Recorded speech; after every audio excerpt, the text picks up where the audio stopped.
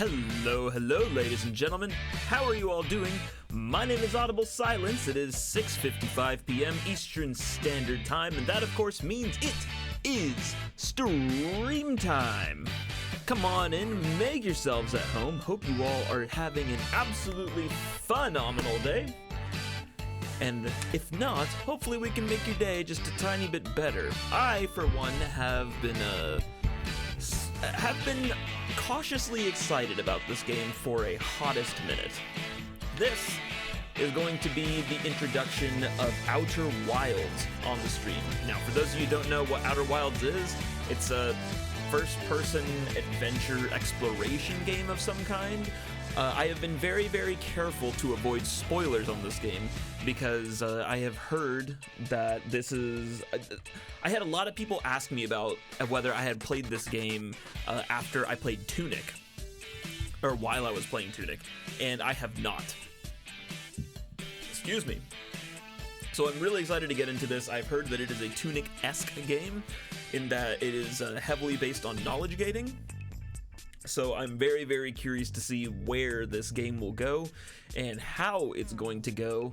Now, as far as the actual game is concerned, this game is brought to us by Annapurna Interactive, the publisher, developed by Mobius Digital for overwhelmingly positive reviews. And how long to beat has this game pegged at... I forgot. Outer Wilds at 17 to 28 hours, so this will more than likely be a multi-stream sort of gambit. So, until then, grab yourself a snack, get a drink, sit back, relax, come on into the stream, and let's go ahead and get started with the Outer Wilds.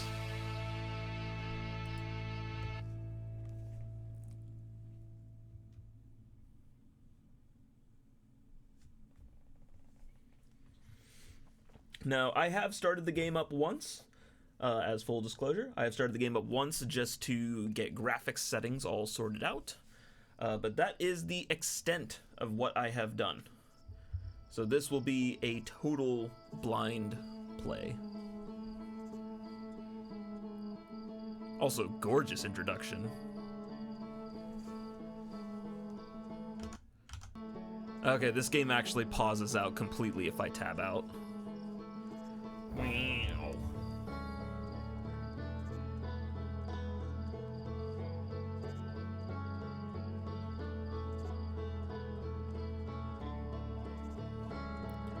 Gorgeous theme song already.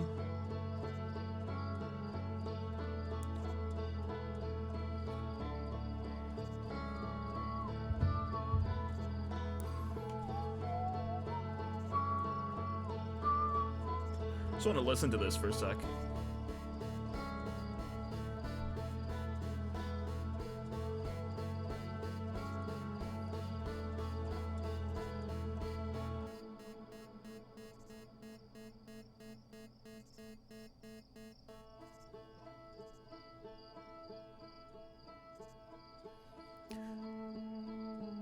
It's a very interesting mix. You have this, like, banjo keeping the main, like, harmony line.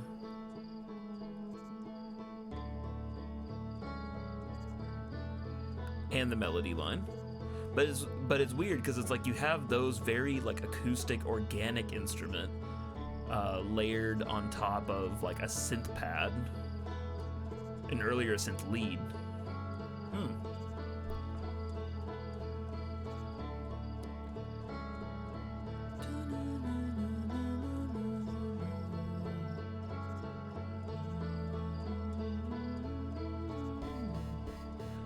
And that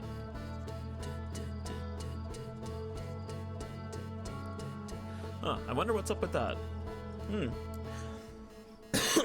Alright, anyway, we're gonna go ahead and get started. I have created a profile just called Audible Silence, but that is that. So let's go ahead and launch a new expedition.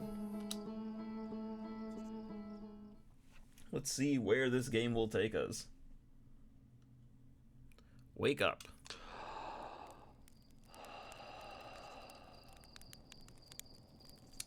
Aight.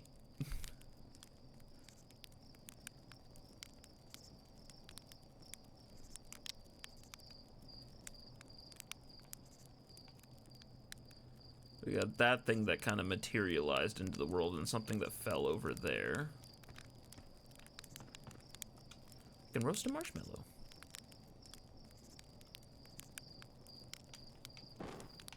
Oh.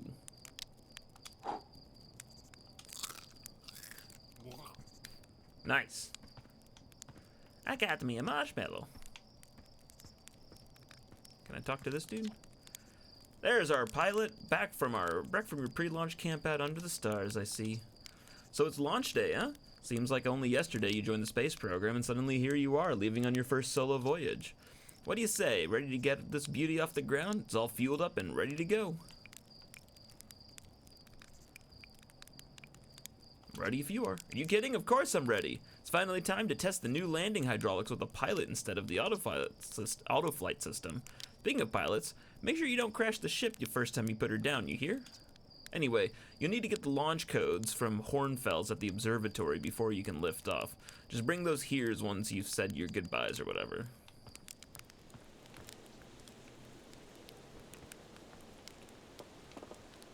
Okay, there's an elevator there. Oh. Okay, so I can like crouch jump.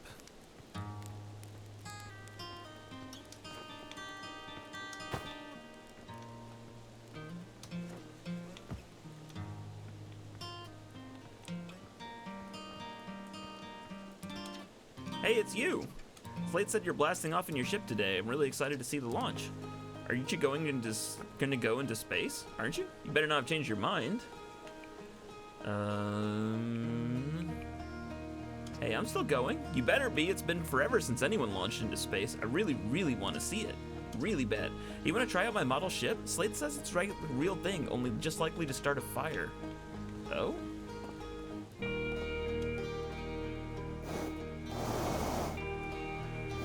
Oh God!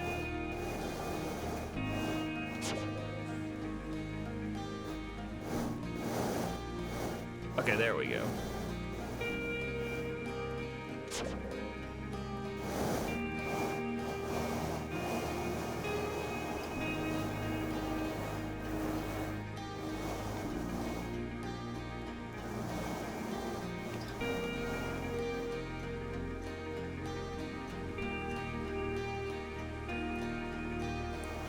This is kind of nice.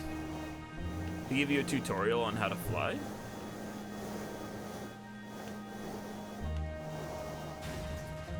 Oh God.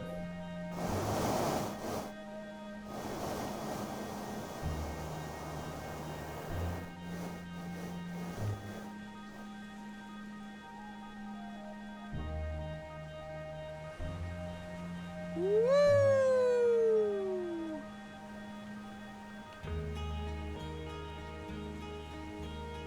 And it's gone. That's pretty cool. Is there fall damage? There does appear to be fall damage. Okay, good to know. Heyo, hatchling. I hear you're leaving us to seek adventure amongst the stars. When you stream, let's you, me, and Gossin open up a bottle of the good stuff. Only seeking adventure amongst one star, actually. The other stars are too far away. Another metaphor ruined in the name of scientific accuracy. Nevertheless, I do hope you enjoy your travels. Good luck. I like the modeling. Like, it's a really cool design.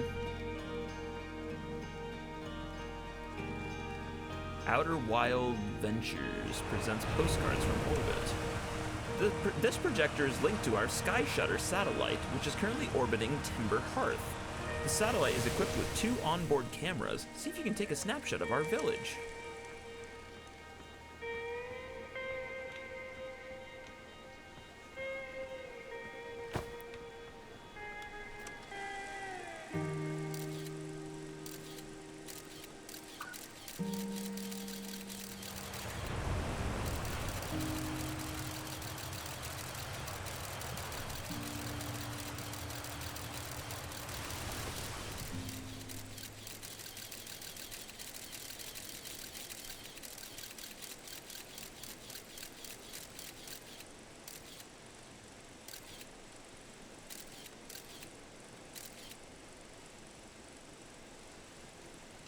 That's pretty cool. I'm guessing that's like an actual thing that's floating then. Interesting.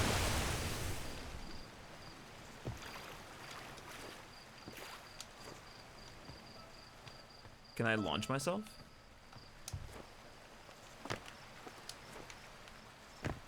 Oh wait, shit, that's a very long hole.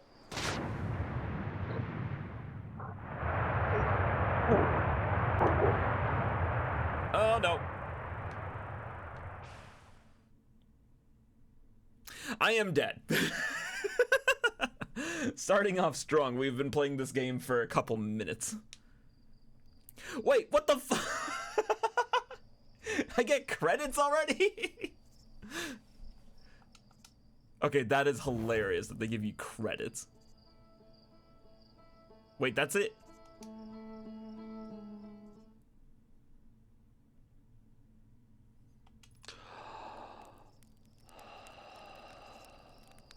Ah. Interesting. So the game is a hardcore game. You have to beat everything in one go.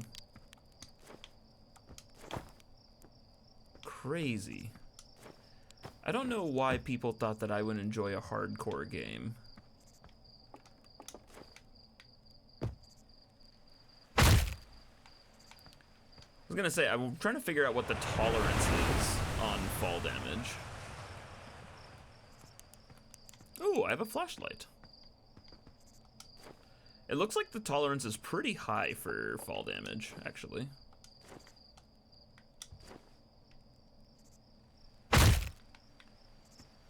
Like, it sounds painful, though.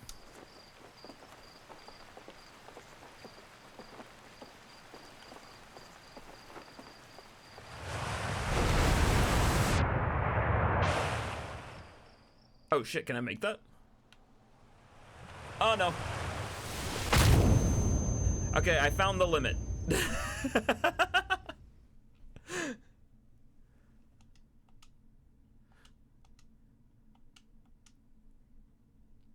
Wait, am I supposed to be doing that to get up there? Yeah. Oh my god, am I gonna have to do this every single time? If so, this is going to be a very, very long game.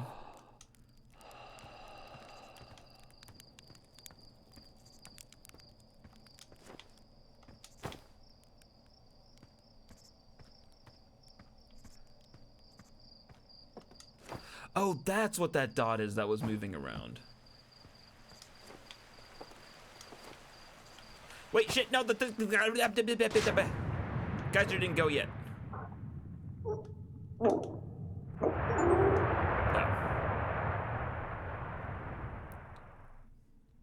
I just got an achievement.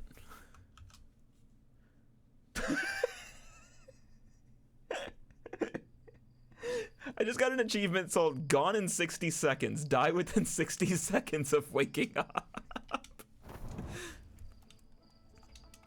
Yeah. Alright then, sure. Okay, so I need to get the launch codes from somebody. Requires launch codes. Oh my god, Sally! Thank you so much for the resub for 81 months. Speed run. Yep, pretty much.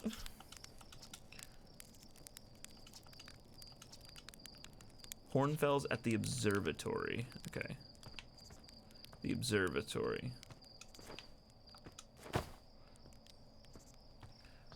We have to make our way to, I'm guessing that is the observatory.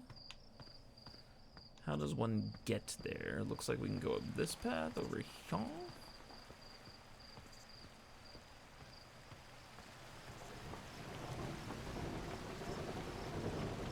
Marl? So it's launch day. Hal's gonna miss you. Speaking of launch day, I was thinking about it, and the platform those ships launch from is getting old. Isn't it about time you built a new, less flammable one?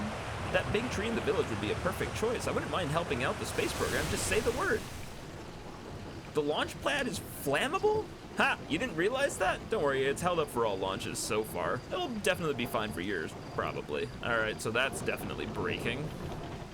Good to know. It is nighttime, we do have this. Observatory, okay.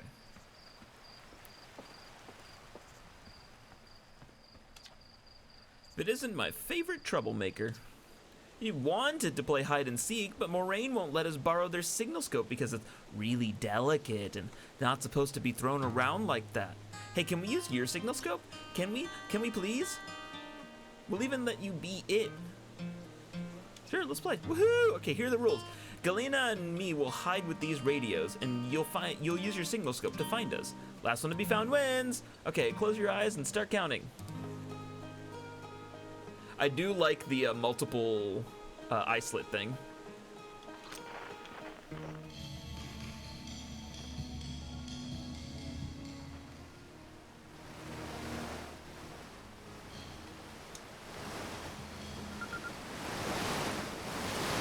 Oh, you found me, but my hiding spot was super good. Don't forget you found both of us, okay?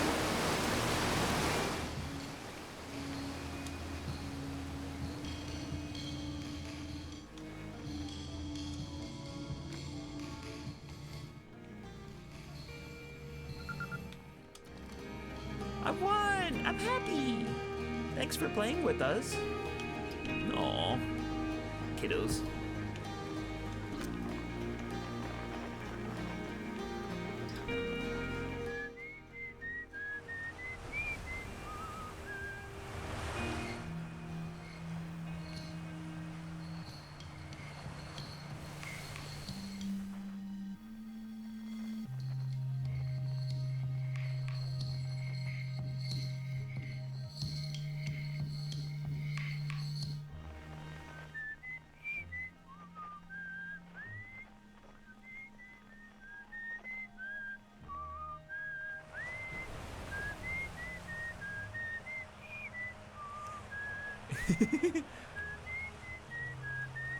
That's the Outer Wilds theme song.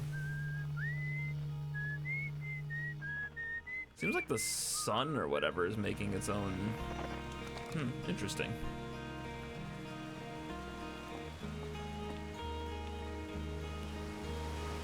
Very cool. Observatory, Zero G Cave. Oh, they got a cave over here that's Zero G? How you doing, Sally? How's your day going? Happy Friday.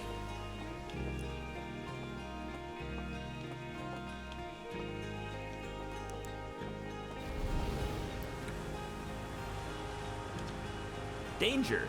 Inside this fence is a pocket of ghost matter, a strange and dangerous substance that's invisible to the naked eyes. The good news is you can detect ghost matter with a camera. Moving through ghost matter is uniquely painful and will probably kill you. Don't complain to me if you hurt yourself fooling around. Uh-huh.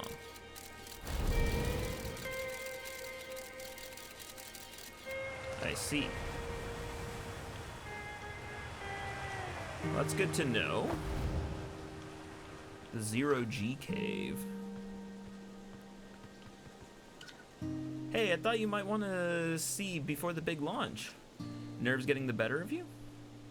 Right, like you weren't nervous for your first flight. Good, everyone should be a bit nervous going into space. I got cocky during my first flight and nearly put a new crater on the moon. Still, I was never as green as you. That's not what Slate says. Oi, you know better than to believe a word what that lunatic says about me. They're still sore after I made them install a safety harness in the cockpit and claimed it would throw off the thrust-to-weight ratio. Honestly, one of these days I'm going to throw off Slate's thrust-to-weight ratio. So listen, there's a satellite, which is definitely not just a piece of broken mining equipment set up down in the Zero G Cave in need of repairs. If you're looking for a little last-minute Zero G practice, head down the lift and into the cave. Or don't, so long as you're confident you can make ship repairs in space. One repair satellite coming right up. Cool, we'll get to it, and try not to concuss yourself right before the first launch. Alright, got home, planned to do some salvaging, run into station campers, so the usual. Yep. Ooh, this is a pretty cave.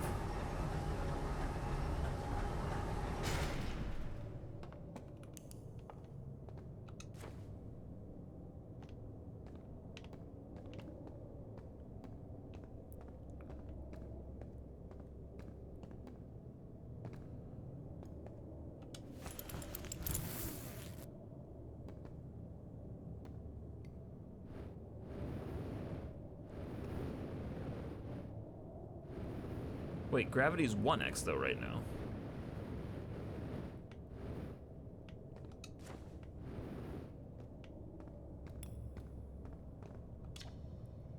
Nice of you to drop down. It's getting some zero. Give me the dirt.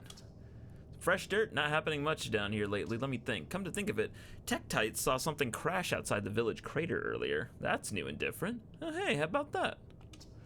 Yeah, they were on fire watch with the old scout launcher and saw smoke, so they went to check it out. Safety first, right? No, I'm kidding. I said that to Tektite once. Pretty rude how long they laughed for, if you ask me.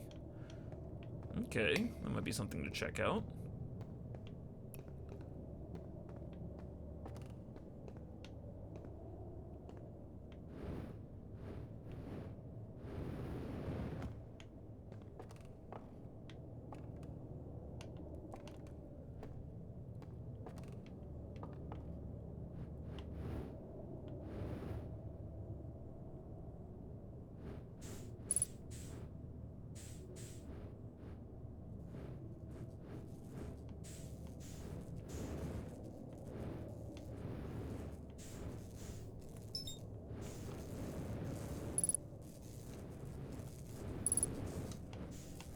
Interesting.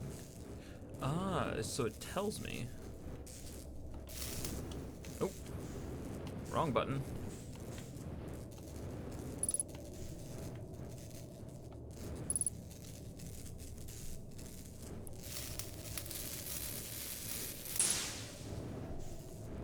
Cool.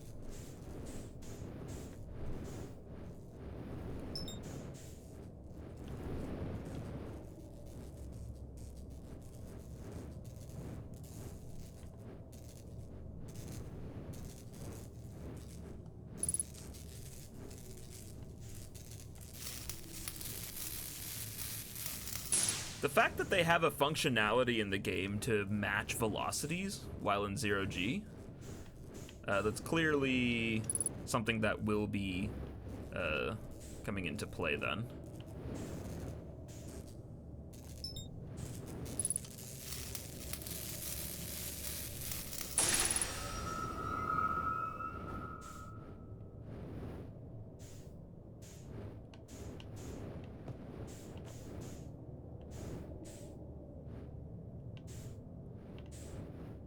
Anything cool down here? I noticed that I also have an O2 meter. That's good to know.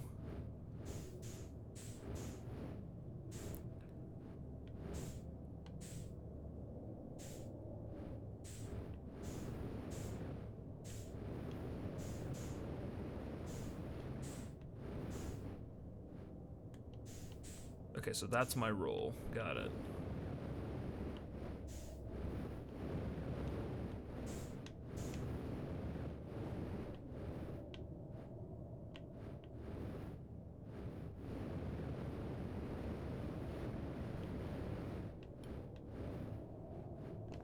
Cool.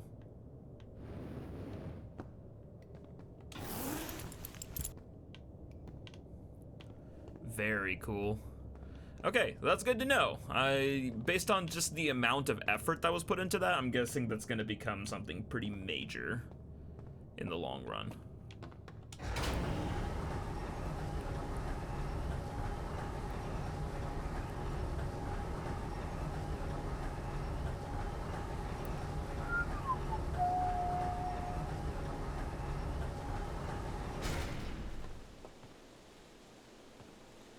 Alright. Nicely done. Of course, it'll be a little more stressful when you're hurtling through space, but just remember your training and try not to hit anything big. Can see you're itching to get off this rock, so go get the launch codes from the observatory and get out of here already. Best of luck out there, and hey, try to avoid getting yourself killed now that I've put in so much time into training you. Got it?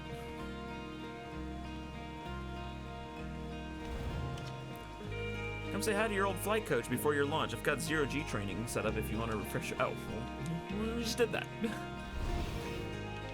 Alright, ghost matter. That is something we will have to keep in mind.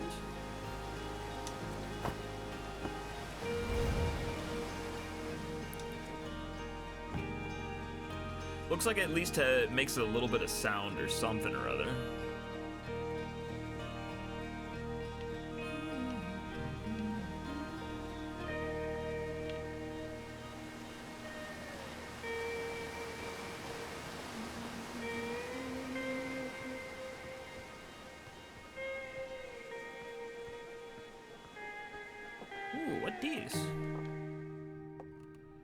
Hornfels, Gaussen, Feldspar, Esker, and Slate.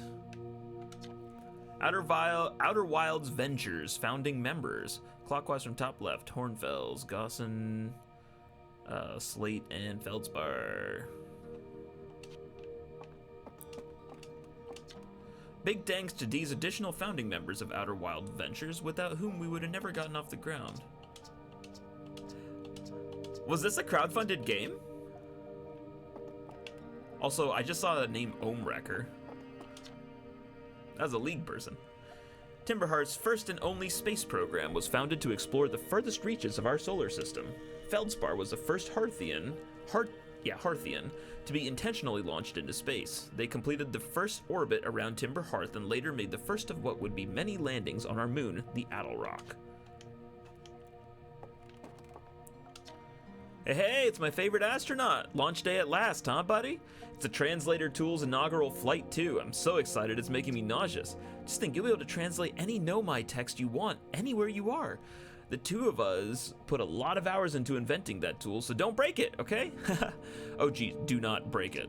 Ugh, ignore me, okay? I'm just nervous. I'm not even the one going into space. How are you feeling? I'm excited. Good, you've only been waiting this day since we were hatchlings. Can't wait to see all of your training pay off. So what's the dirt? You here to see the Nomai statue? New statue? You haven't heard? Gabbro brought it to him from Giant's Deep, and Hornfels just finished prepping it for display. This is it right here. Neat, huh? Makes me wish that we could see what a real live Nomai looks like, but I guess this is as close as we'll ever get. Check it out. It looks like they had fur. Fur is weird. This is the first fully intact statue ever found, you know? And for how old it is, it's in great shape. Ah, jeez. Got a little carried away there. Go on, you have a ship to launch. Take care of yourself out there, you hear? This remarkably intact statue was carved by the Nomai, an ancient species who dwelled in our solar system thousands of years ago. The statue provides us with our most detailed look yet at the Nomai, who appear to have been covered with a layer of fur. Note the decorative jewelry that has been carved as part of the antlers. Although their artifacts and structures have been found on almost every planet in this solar system, we still have no idea where the species came from or what happened to them. Ah, interesting. So I guess it's their artifacts that we'll be looking for primarily. This piece of Nomai writing was essential to deciphering their unique language. Although this text is linear, Nomai text often branches off from a central point. Okay. Interestingly, each branch tends to be written by a different author. Oh, translator tool. How did I do that?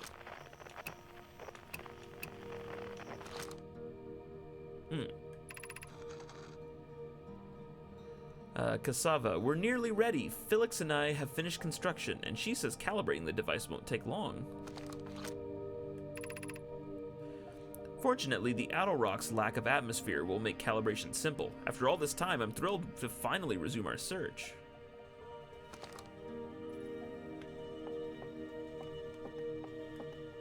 Is this not something that can be translated?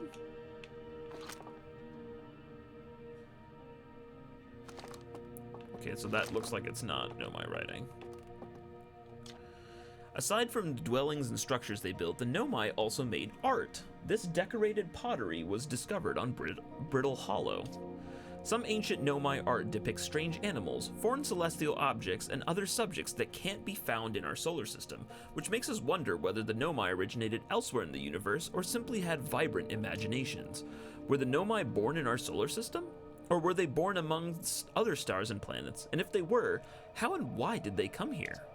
These are just some of the questions we hope to answer through further xenoarchaeological expeditions. What you see here are parts of the Nomai skeleton. We can tell from their skulls that they possessed antlers and, quite unusually, only 3 eyes. The Nomai body was most likely adapted for living exclusively on land. The differences in the Nomai anatomy, such as their shockingly fragile bone structure, shows that Hearthians couldn't have descended from Nomai ancestors. It's not clear where the Nomai originated from, or why they disappeared. We hope to find more clues to this puzzle as we explore our solar system. Got a little museum going on. The Nomai technology brought back from space by our astronauts has been a great boon to Outer Wilds ventures, allowing us to modify expedition gear in exciting and useful ways. For example, the Little Scout now boasts a warp retrieval capability that allows astronauts to recall their scouts almost instantly.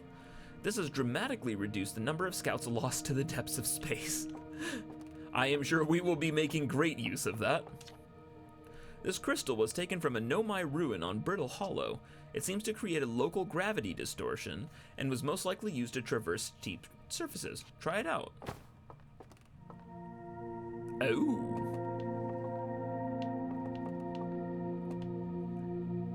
Spider Pig does whatever a Spider Pig does. Cool. Okay, yeah, I was gonna say it's probably the same thing.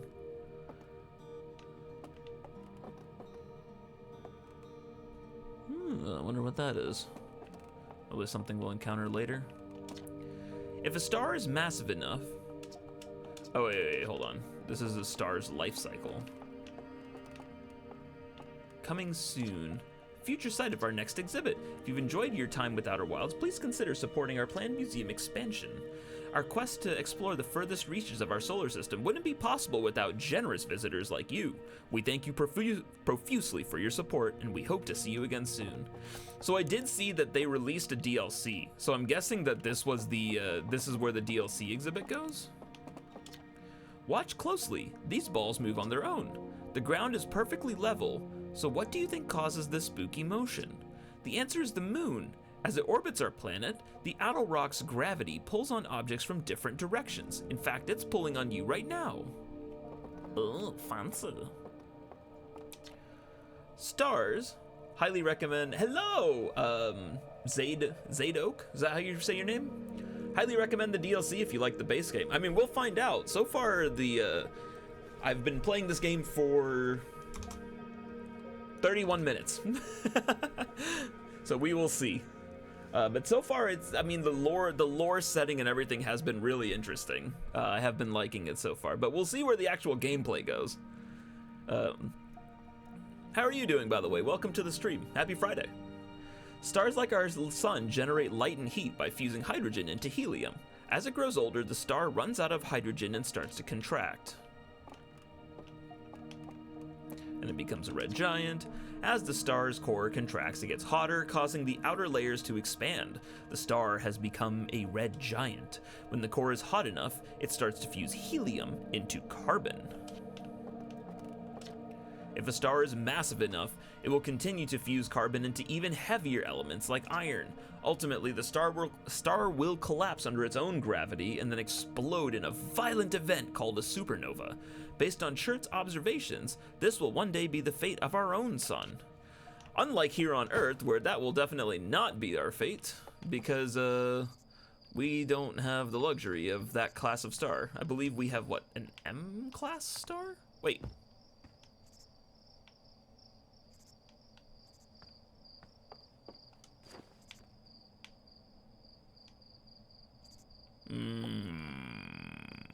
What in the Weeping Angel BS? The strange rock moving around in this grotto appears to react to conscious observation. The level-headed among us realize there must be some sort of optical illusion at play, but Gabriel claims the rock exists in all possible states until it is observed. Whatever is actually happening, both sides of this debate agree the effect is extremely creepy. Yeah, I agree.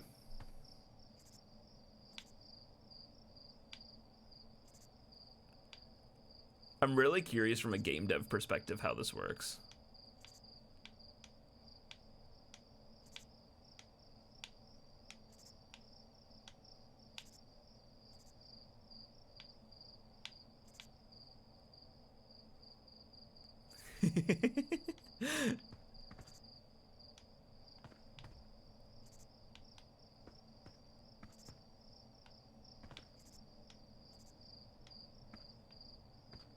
Very cool. We got a Weeping Angel bullshit. What the hell is this? The anglerfish specimen was found attached to the landing gear of one of our ships that flew close to Dark Bramble. It appears well suited to living in dark places with minimal atmosphere. Fancy. and very creepy.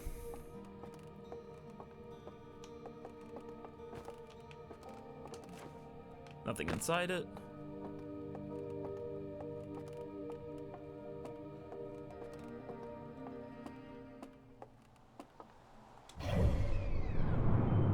Oh. I see.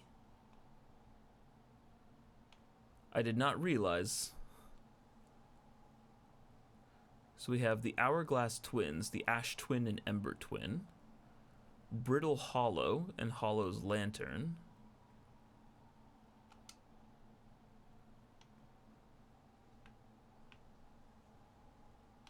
some shenanigans or other all the way out here. Almost looks like a small star. We have Giant's Deep and the Dark Bramble. Oh yeah, this is where those anglerfish are from, isn't it? I'm sure that definitely won't be a huge problem later on the road.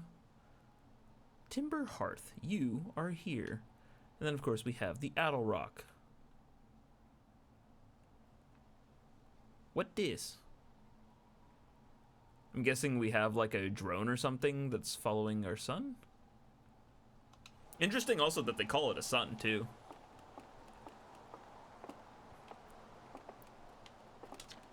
Hornfels observations. This is incredible. At first I thought the points of light in this image were stars, but they're not. They're galaxies. And this image covers just a tiny patch of the whole sky, which means that the universe contains at least 1,000 times more galaxies than we previously imagined. I think I need to sit down. This is odd. According to my redshift calculations, every single galaxy in this image is moving away from us. In fact, the further away a galaxy is, the faster it appears to be moving away. If you want to learn a little bit something about science, and specifically astrophysics, feel free to drop a learn me something about this topic in chat. We'll be learning about a very particular unit called the Hubble parameter. It's almost as if the entire universe is expanding. But if that's true, was everything closer together in the past? And how far back can we extrapolate? Did the universe have a beginning? Learning about the potential Big Bang Theory. Hornfels, there you are! I just finished pre-flight observations and local conditions are good. Time to get our newest astronaut off the ground. And you'll be our first astronaut ever equipped with a Nomai translator too. I confess I've been giddy all day just thinking about it. We're better equipped than ever to unravel the mysteries of the Nomai. You and Hal should be very proud of your work. Tell me then, what's your plan once you're in space? I want to learn more about the Nomai. I might have guessed as much. No sense in making a translator tool if you're not going to use it to translate anything. We've barely scratched the surface of the Nomai writing in our solar system, so we still know very little about them. We've no idea if they originated here or traveled here or why they disappeared. That tool of yours should prove indispensable in solving the mystery of this ancient species. Well then, looks like all that's left is to send you off. All in all, it's a fine day for a launch. I'm ready to get off this rock. Excellent, you'll be needing the launch codes then. Here they are. Best get off the ground before Slate makes any more modifications to your ship, eh? Good luck out there. Let me know if you need help with anything.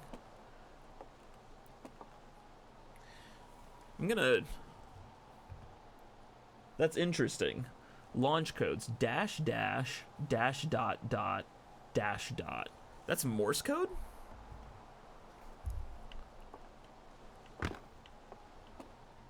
Yeah, I had to uncover my face there or I had to put away my face because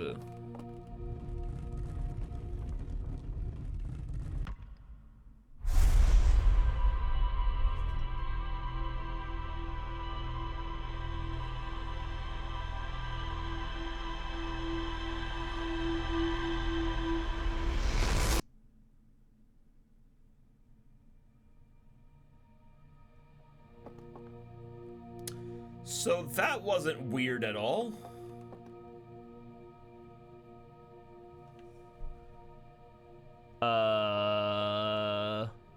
It looked like it just read all of my memories because it basically just jogged the entire, well, everything that I've seen up until this point.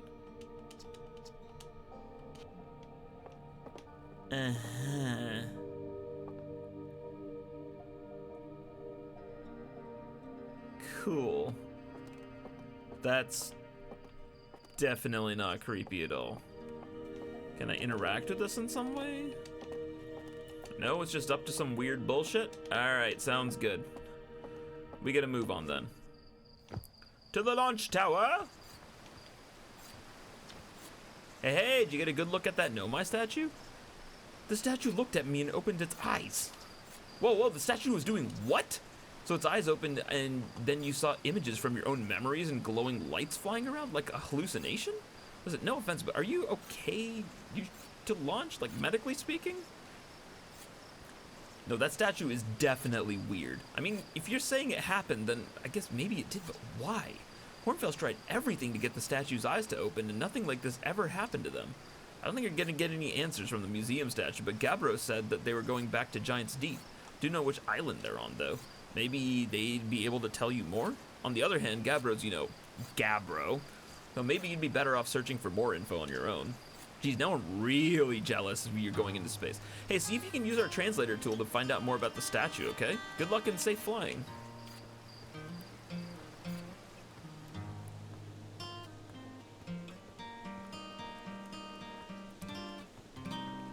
Okay, so there's already some weird shenanigans going on. Good to know, good to know.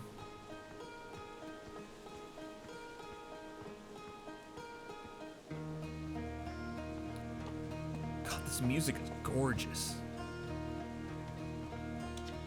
Hello, astronaut. You going into space today? You going into space and never coming back like Feldspar would? Don't worry, I'll come back. So Feldspar said too. Hornfels will be really sad if you don't come back, like how sad it makes them talk about Feldspar. You should make sure you don't get lost in space too. Alright, that's definitely not what I wanted to hear on my way. Oh, it's a lantern, okay. Right back to where we started.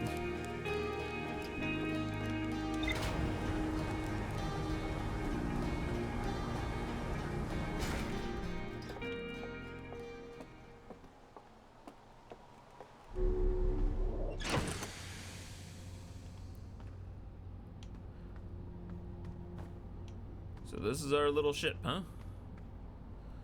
View the ship log. View entries. One and only Harthian village, as well as the main source of explosions on this planet. The Nomai statue in the observatory opened its eyes and looked at me. I saw strange glowing lights and my own memories flash before my eyes. Hal says the statue has never opened its eyes before, despite Hornfels' best efforts. A cave at the very center of Timber Hearth, used by Outer Wilds Ventures to train new astronauts, has successfully repaired another satellite for Gosan. Lunar ruins. The Nomai text in the observatory talks about calibrating some sort of device on the Attlerock. That is true. We did see that.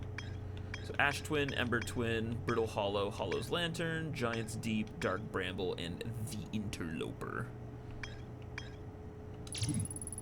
Hal says Gabbro went to Giant's Deep to try to learn more about the Nomai statue in the observatory.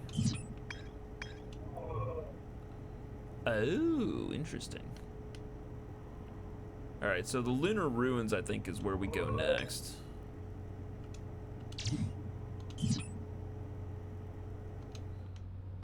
Cool.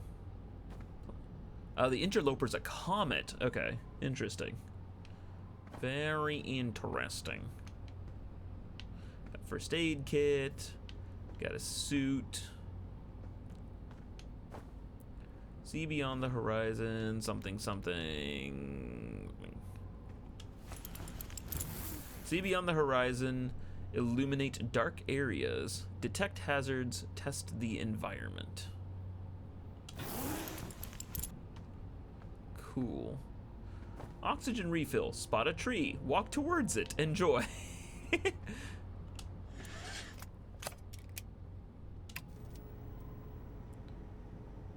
Ah, landing cam. That could be useful.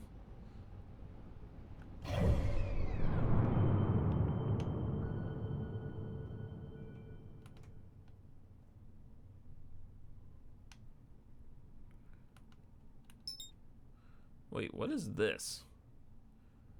This isn't the Attlerock.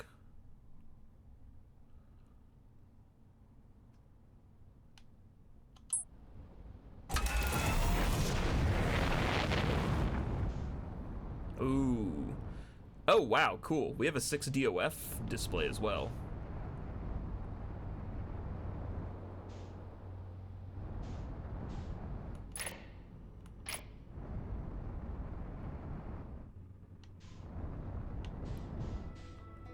Space!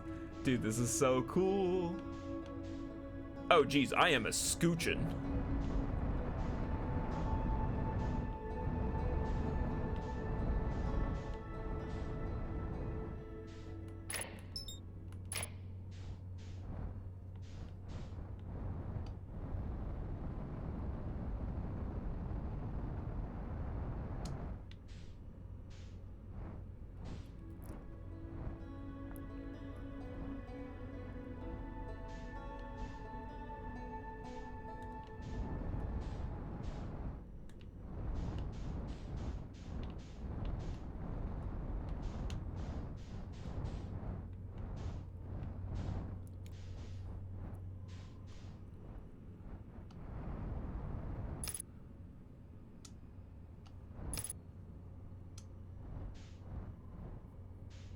This is such a neat way of doing piloting.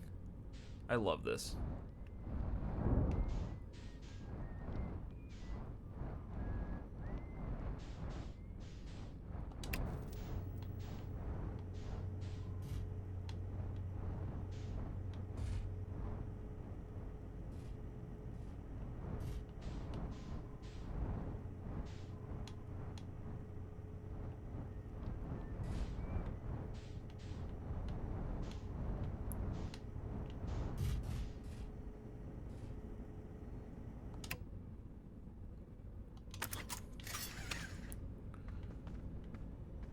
Suit up and hop on out.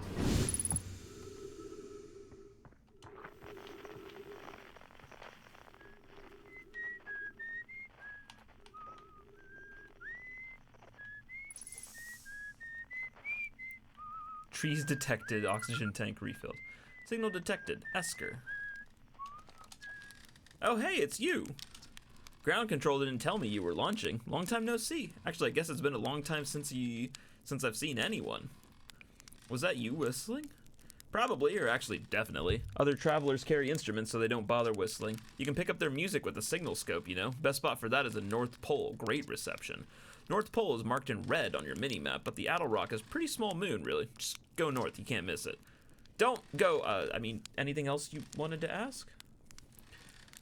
Don't the other travelers come by? The lunar outpost saw more traffic back when our ships were less sophisticated and needed more frequent repairs. Nowadays, it's mainly used to keep a set of eyes on things.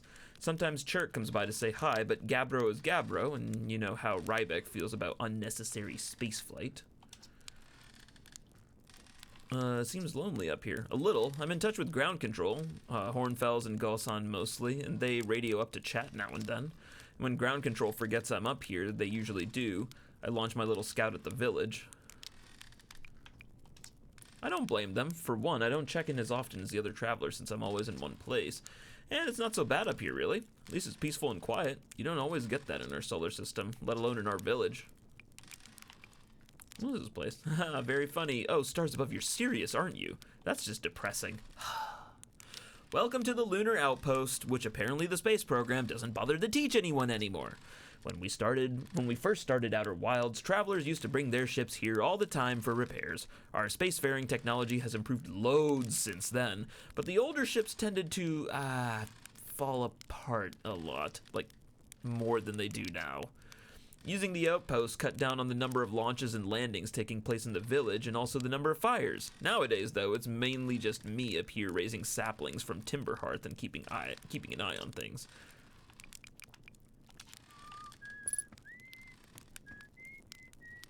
Doze off.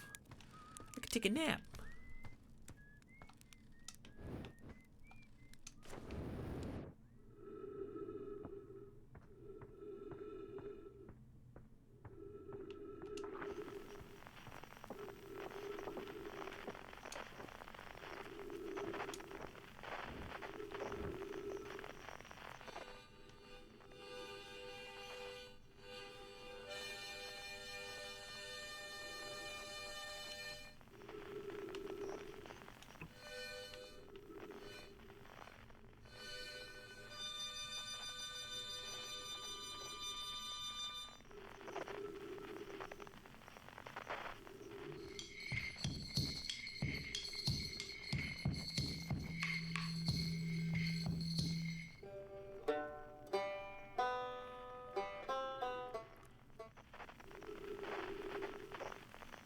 That is super cool.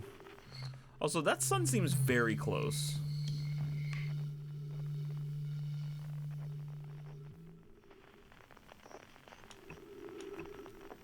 Anyway, Esker's signal scope log.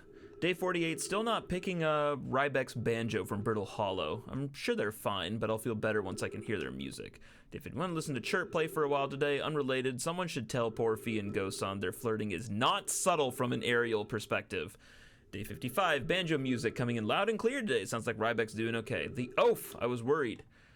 Today I heard something strange. I don't know, it's probably nothing. No, it's back again today. Something strange is coming from Timberhearth. Okay, now I know this is crazy, but the sound from Timberhearth sounds exactly like Feldspar's harmonica.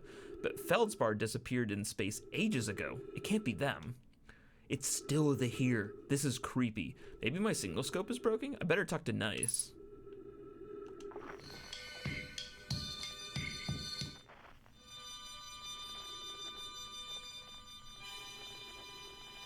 I hear it too.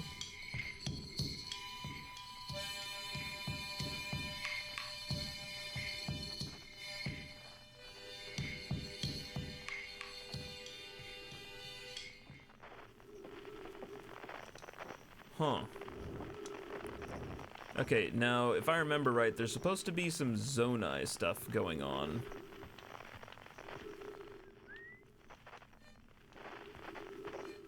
I'm gonna top off on oxygen first, and then head that way.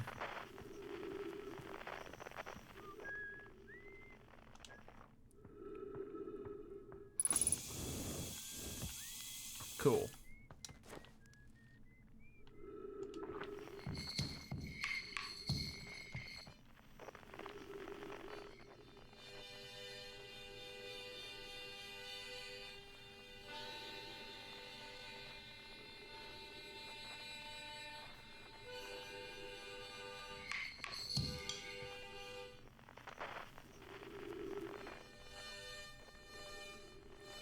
Wait, why am I hearing it from two different directions? Wait, that was something. Oh, hang on. I need to go check that out. But I also want to do a little exploration.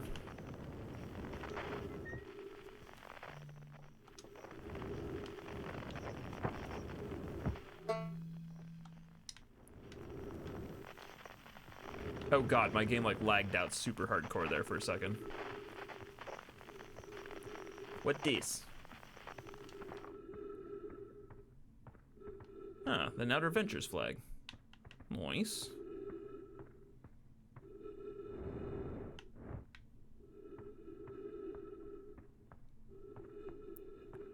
Why is the texture quality on this so bad?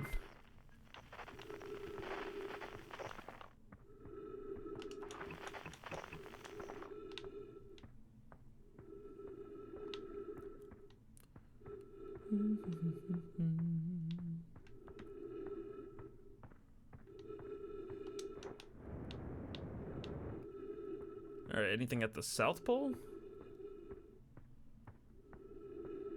Ah, these must be the ruins that they talked about before. Oh, and we got some mysterious music playing. Ooh. Fancy.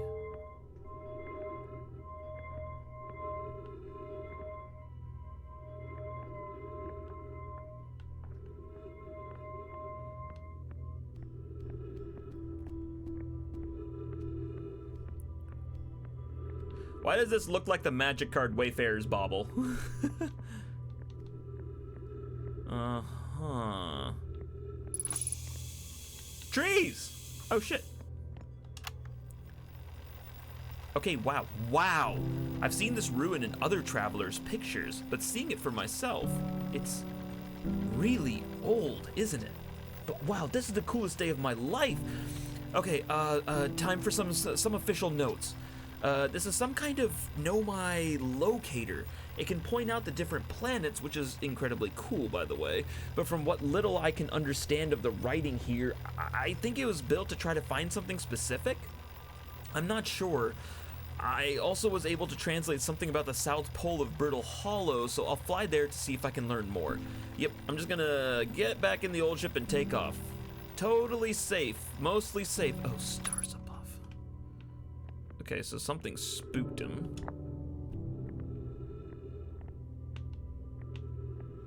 Okay, so we have this scroll.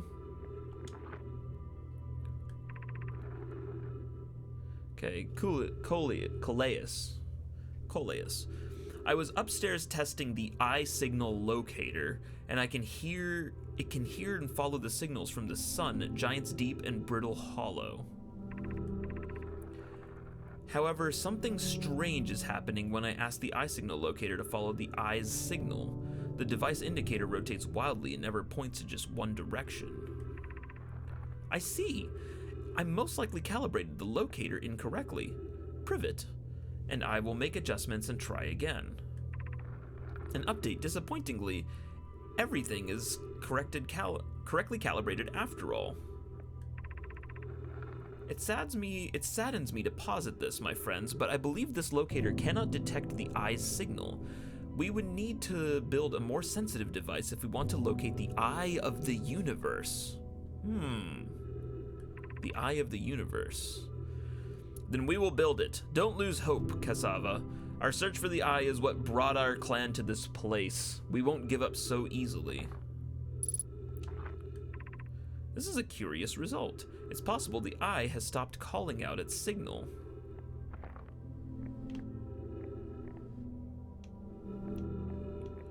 Oh, okay, so this activates the zone.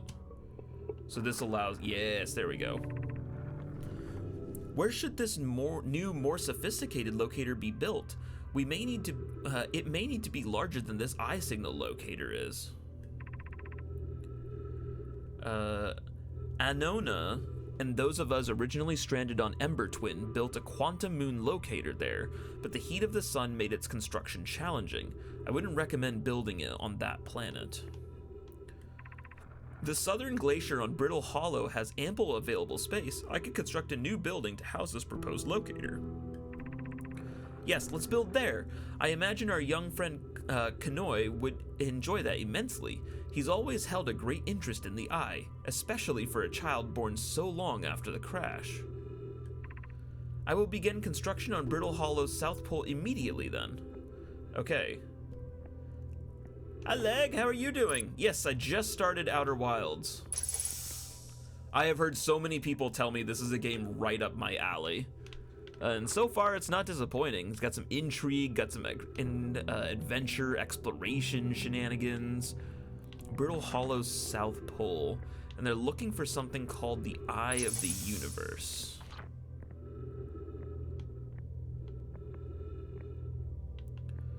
I love the way the storytelling is done so far.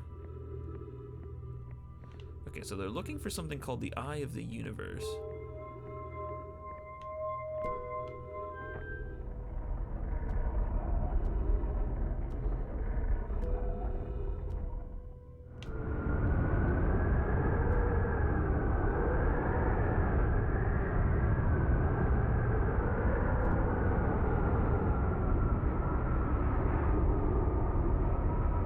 The hell? Oh, this thing is turning really slowly.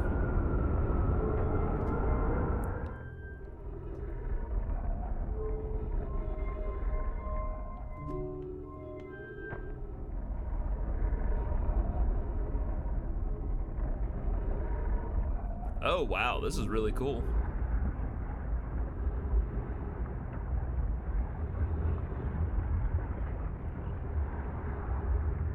And now it's tracking that.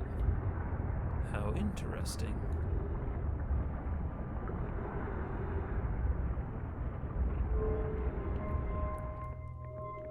And then this is going to the other planet.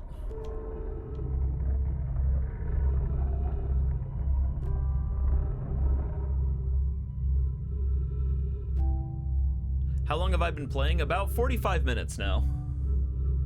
Give or take.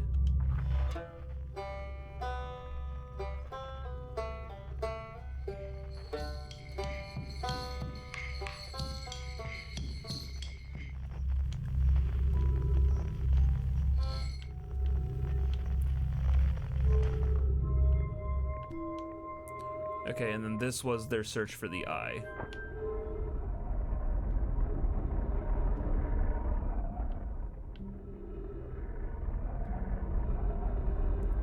And it looks like it's not able to quite settle on a location.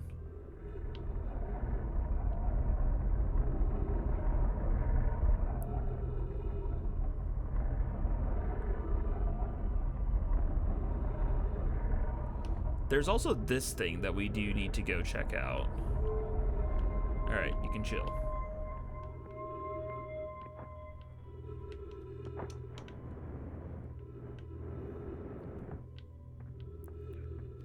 Okay, so the South Pole's where all the interest is.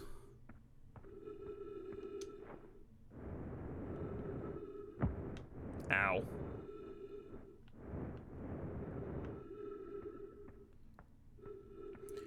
But that's great. Sounds like you're going in fairly blind. Yeah, no, I went out of my way. Ever since the first time someone told me about the game, they did tell me that you have to go in completely blind. That this game is not worth it if you already know anything about it. All they told me is that it was a great, like, atmospheric exploration game, and that I would really enjoy it. And so I followed their advice, and I do not know anything about this game. Other than those things.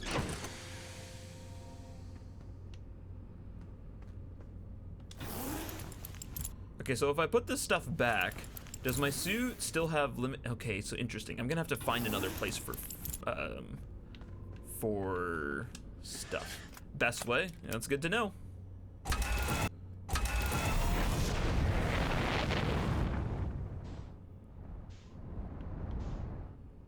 Okay.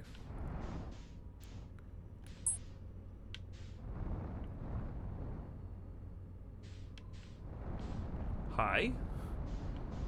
Let's get away from that. So we need to head back to this planet, Timber Hearth.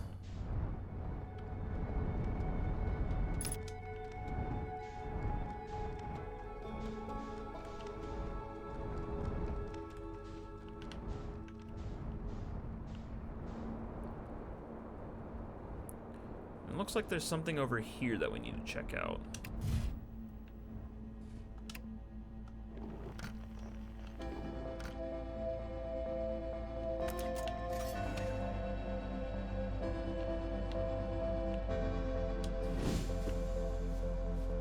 I saw it flash like super bright white like that earlier.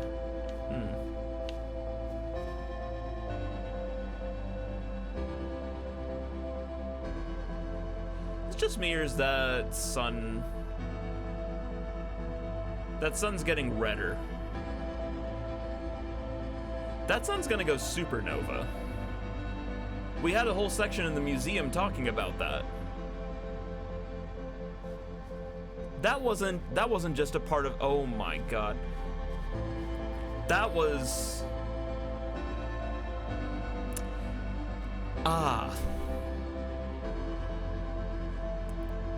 I see. That wasn't just a,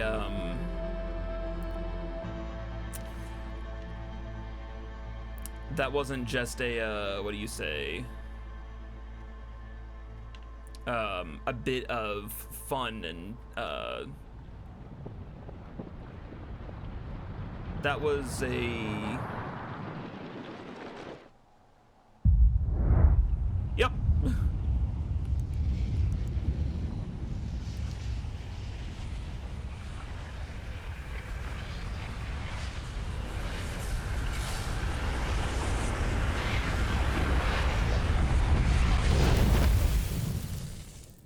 I see.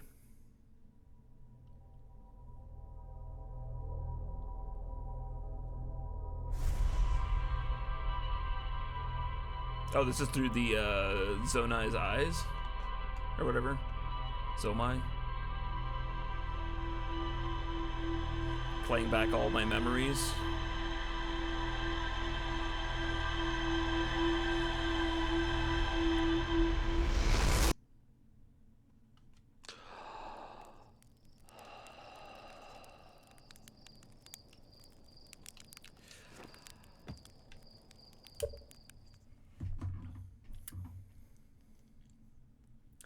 I get it.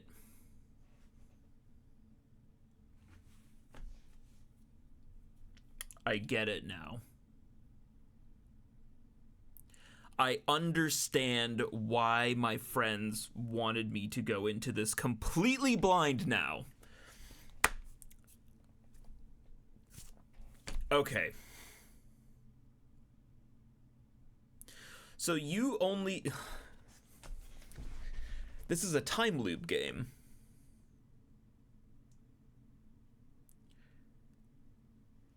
And the Zomai statue or whatever basically anchored us in time.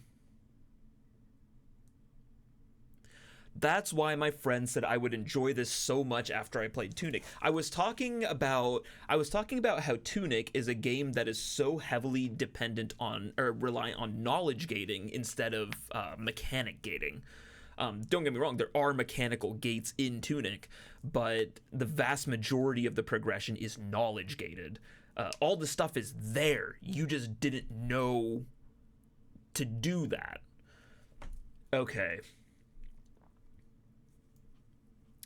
Okay, I see. Oh, that is so good. That is so good. Okay, that is super, super cool. Okay. Sorry, I'm like almost trembling in excitement. This is...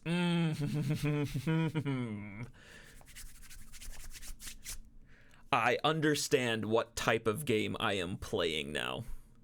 It is not just an adventure exploration game. This is a time looped game. And so you need to spend lifetime, or you need to spend your time loop figuring out bits and pieces of the lore and the universe and trying to find, I'm guessing, the eye of the universe, or what the Zomai were looking for, and you basically are following the breadcrumbs and paths that they were given in order to solve this within the time limit, so that once you have all the pieces and you know exactly what you're going to do, you can put it all together and achieve the whole thing in one single loop. That's so cool. Just a simple exploration game. That is so freaking cool. And we will continue this in just a second, because two things. One, I need to go to the bathroom, and two, we need to run an ad break to satisfy Twitch's needs. Twitch does have pre-roll ads active on the stream right now. I need to run 3 minutes of ads every hour in order to prevent those pre-rolls, so that when people like those of you who are new to the stream join the stream for the first time, you don't get hit with a giant ad break. However, I do not like to play ads while I am actively playing the game. I would much rather that we use the opportunity of the ad break to stretch our legs, stand up, get the blood flowing, get yourself a refill on your snacks, your drinks, whatever it is you need to do. Stay hydrated, of course. And yeah, so I am going to mull over this newfound knowledge that has got me now completely pumped and wanting to play this. And I am going to run a 3-minute ad break, and as I said, I will not be playing anything during that time. I am just going to run that. I myself am going to get up and move around, so I will see you all in 3 minutes.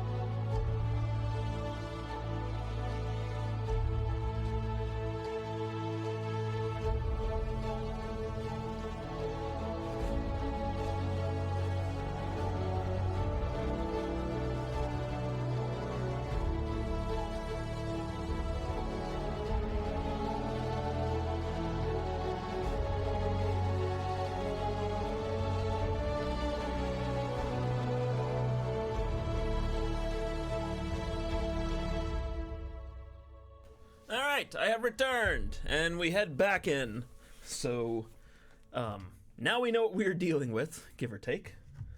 Let's get started. We have no time to lose, and I see that it has saved after we received the launch codes. So we can immediately get started. Hold up, you're gonna get the launch codes. How did I get back here? Wait, did I just die? Or, no, you have a bad dream or something? Notice how you got the code, so hurry up and launch before Hornfels decides to ground you for medical reasons. I want to see whether the new cockpit stays attached. Now you're getting a hint as to why this game could appear at the top of people's list. Oh yeah. Oh wait, I know that this is gonna cost me time, but there is something I did want to try out here. Crap.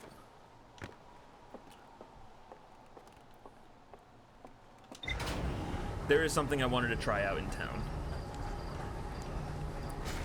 So earlier we went down a geyser looking thing. We went down a geyser looking thing and died because we couldn't breathe underwater. I want to try to go to the Zero G cave and see if I can grab the spacesuit, because that has an oxygen supply. So I want to see if I can grab that.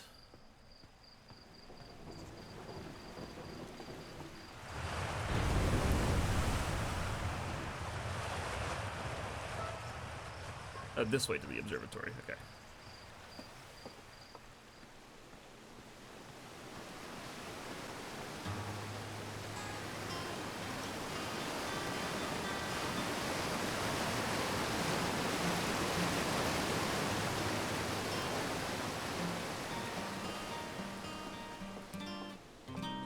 Alright, so we're trying to prevent the end of the world.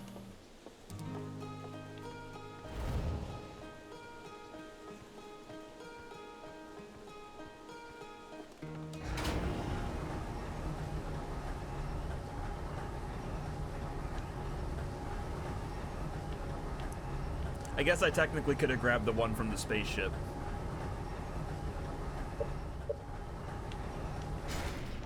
Oh well.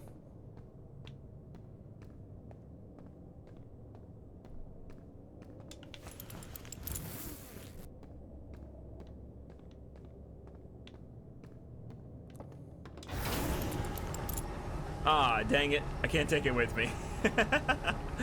Unfortunate.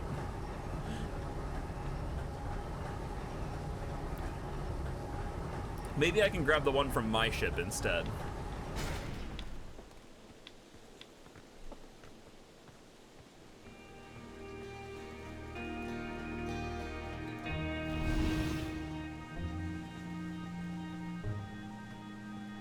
I don't think I came over this way before. Hello, astronauts. Good weather. Any good sounds from space today? Listening to Traveler's music. I hope the beats are safe. The scopes are cool.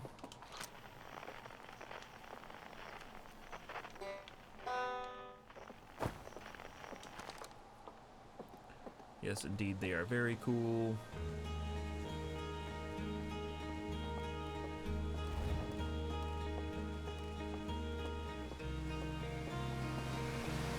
Okay, so that helps now that I know that. Oh, wait, the wrong way. Now that I have a set amount of time. You are on the clock.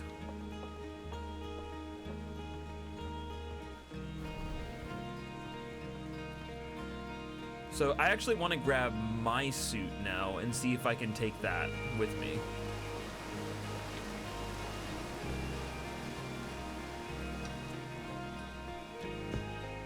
Actually, I wonder what happens now if I come back here. Wait, this is different. Hornfels is over here. Huh, look at this. The statue opened its eyes. Bet you wish you'd seen that happen, huh? Me too. I'm not even a little closer to understanding what's going on with this statue. Tell me more about Feldspar. Feldspar was one of the 4 founding members, along with our flight coach, Gosan Slater, the engineering me. As ground control and later the museum creator, I didn't work with Feldspar as closely. I can tell you that he was absolutely fearless and nothing scared them. Test piloted everything Slate ever built. It's a wonder Feldspar lived to see space, frankly, but they did. Flew all sorts of dangerous stunts and explored everything they could find, and then one day they just didn't come back. We don't know what happened or where Feldspar went, but even if they're still alive. It's been a long time since they left. Was there something you needed? No thanks, I'm good. It used to be closed, probably should start with that. Now they're open. We're not sure why they opened, no one actually saw it happen, but this is huge news. Yeah. Definitely something totally new and novel that we definitely don't know anything about.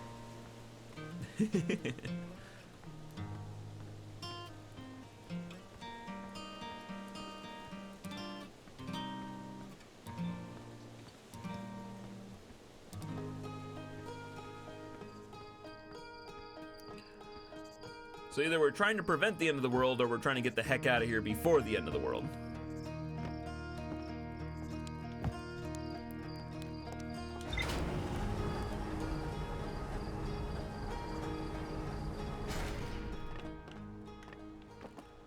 Okay, so maybe I can take the one from my ship.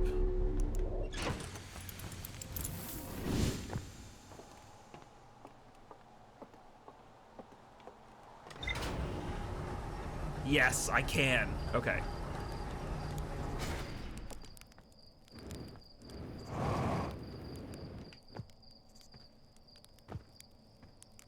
Perfect.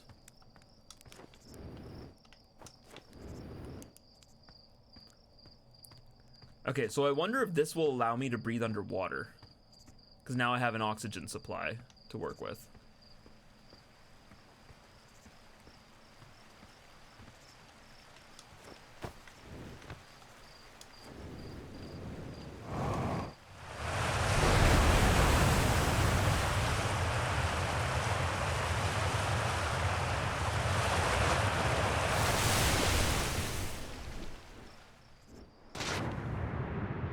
Aha!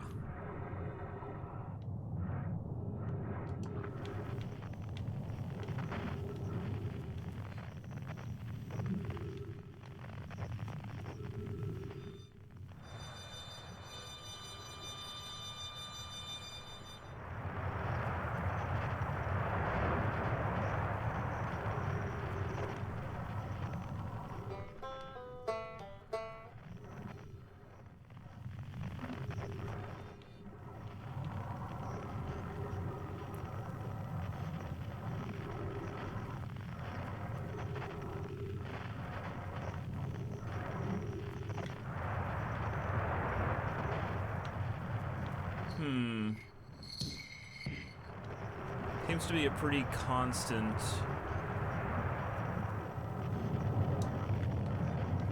Okay, so the water is pushing against me on that side.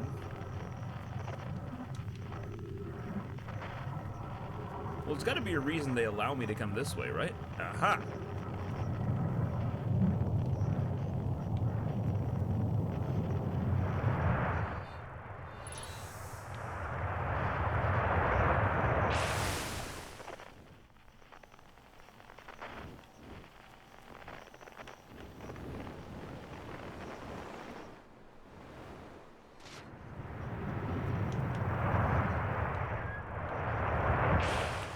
Now!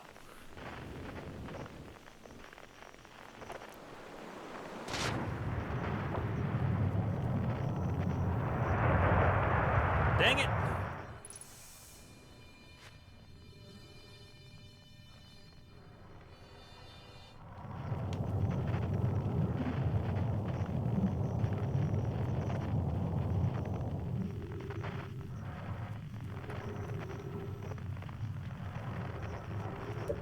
Hang on. This is... I think I may have set this a little too low.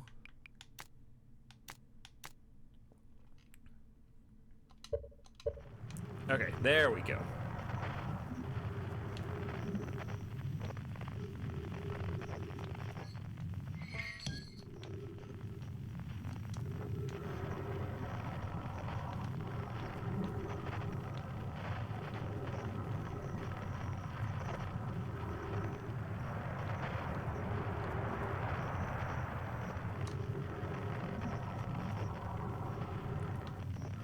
I'm assuming this takes me back on the loop. This fissure looks like it would take me back to the beginning area. Oh, hello.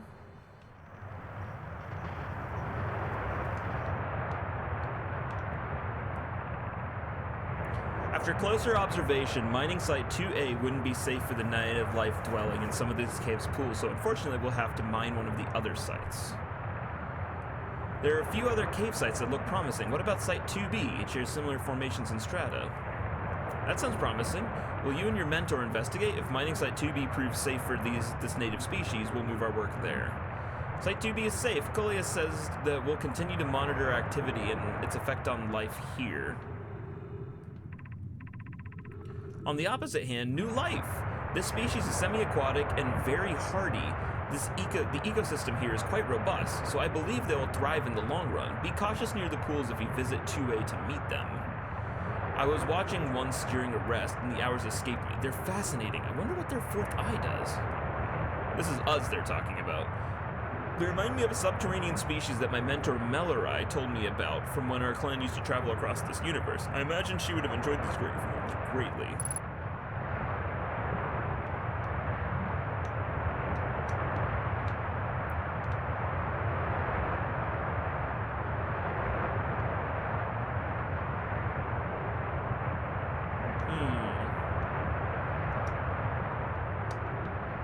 Does this lead to my death or more exploration?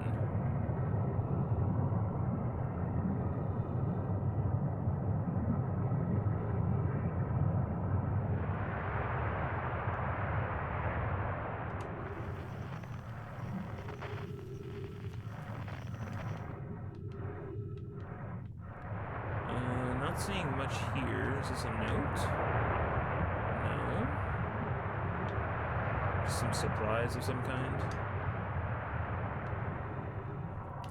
That's not a note, is it? Outer Wilds badge.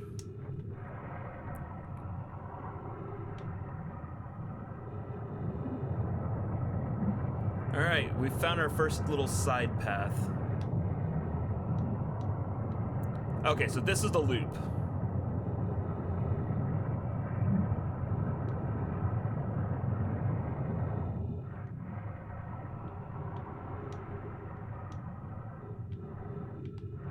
We have basically found ourselves a very fast path throughout the interior of the planet.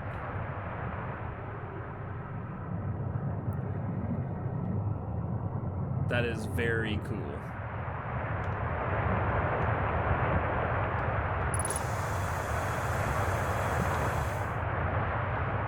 Whoa, whoa, whoa, whoa, whoa, whoa, whoa, whoa.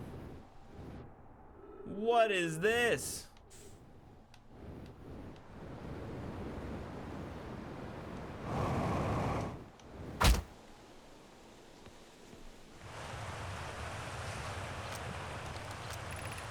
Mining site, this is site 2B.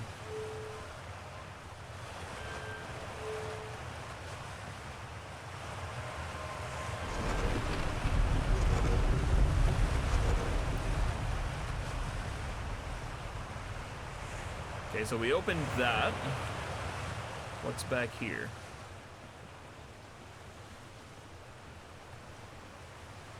Where is this on the planet?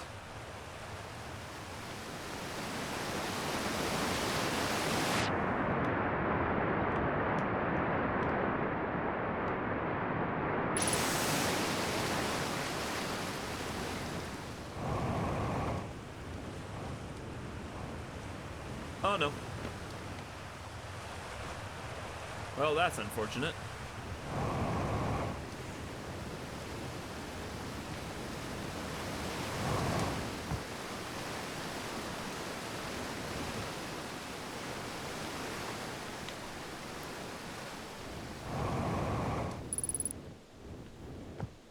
Ghost matter detected nearby.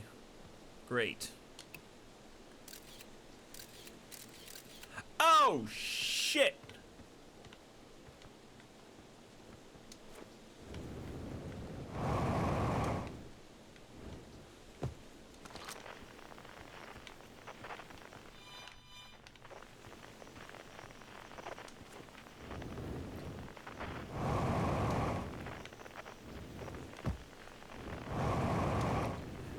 So, other thing of note, it looks like our suit protects us from ghost matter.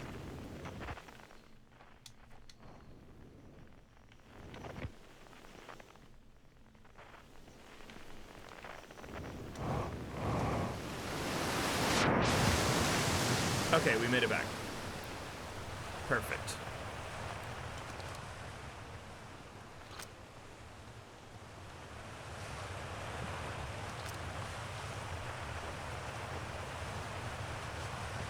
Okay, so we made it to Site 2B.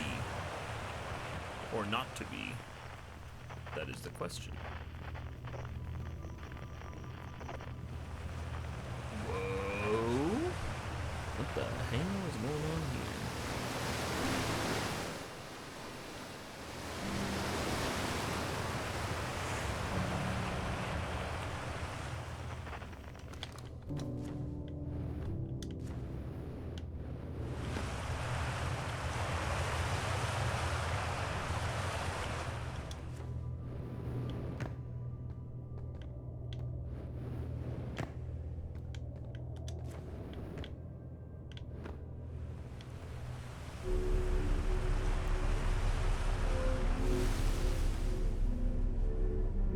Oh, fancy.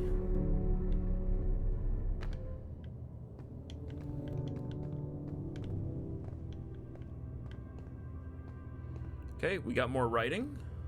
Looks like there's already a scroll in here. I'm still amazed by how much ore the Ash Twin project requires.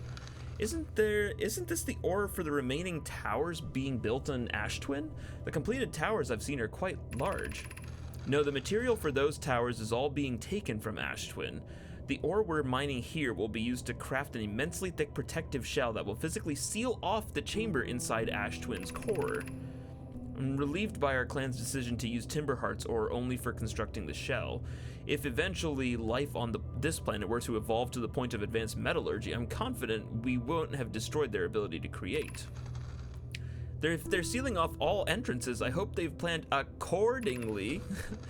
I thought you had forbidden your apprentice from making puns, Calais. How else would he improve?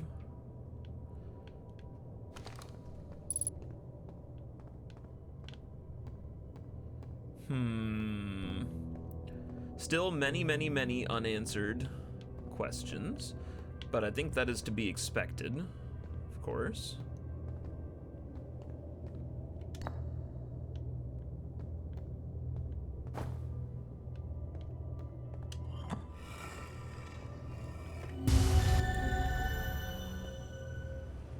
What the hell was that?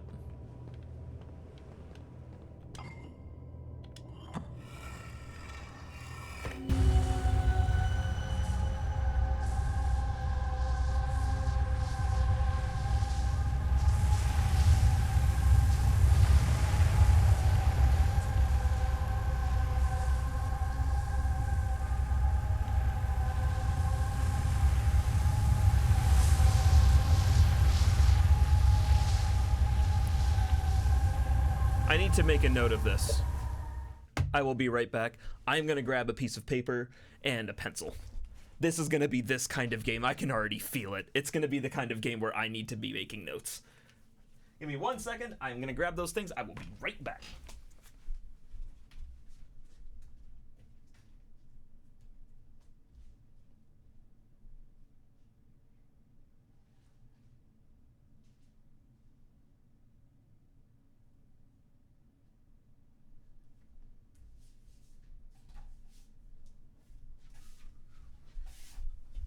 Okay, I'm back. I have a notebook and a pencil. Okay.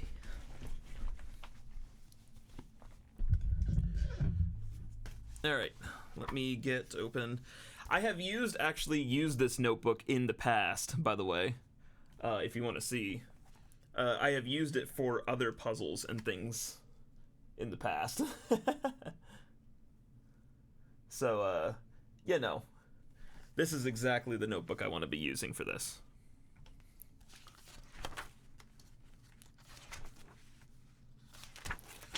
Okay.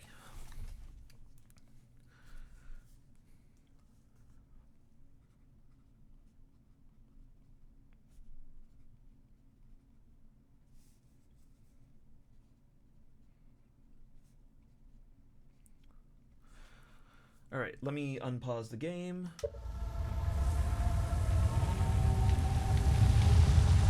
So, Ash Twin Projection.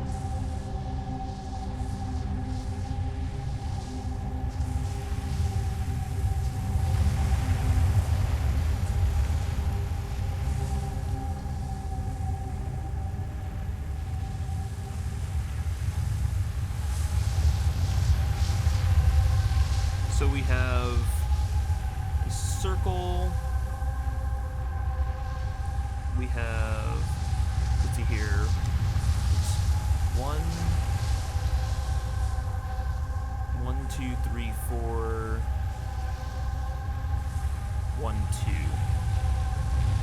So we have a set of Zomai faces. 1, 2, 4. Lit are 1.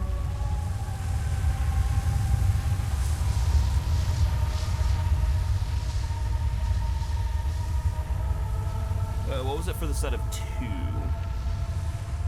The right side of the set of 2. And the third in the set of 4.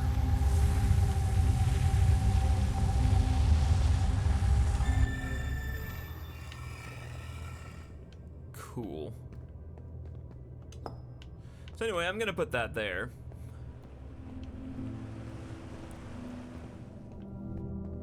I'm sure I will need that note later on. Wait, there's another one. This is for the Ember Twin, I'm guessing.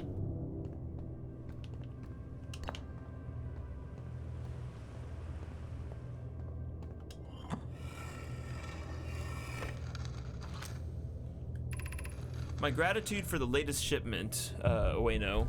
This ore should be the last we will need for the Ash Twin project. This is exciting news. Can I offer an extra set of eyes for this final check, specifically mine? If my work here is complete, I'd be delighted to help. We'd be grateful if you would. The more eyes, the better, as the smallest flaw or opening in the shell that protects the Ash Twin project could lead to disaster. Once we've finished the shell that seals off the central chamber, we'll check to ensure there are no longer any physical entrances. Rami and I will check the interior, then the exterior for cracks, our final safety check.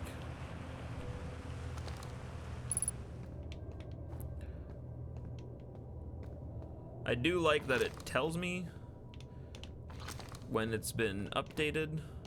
That way I know that the log is preserved. So I guess that's the other reason I might not need, you know, all of the jet fuel available. Not really expecting long-term journeys here.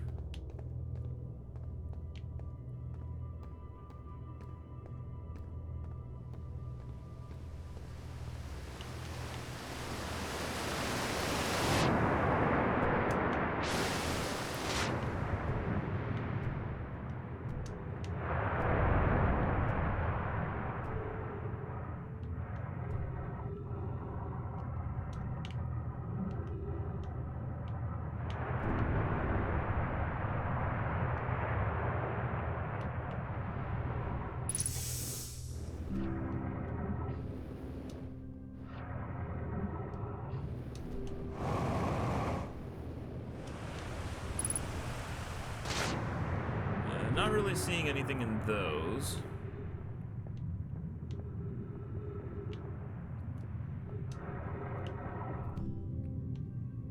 Take me out.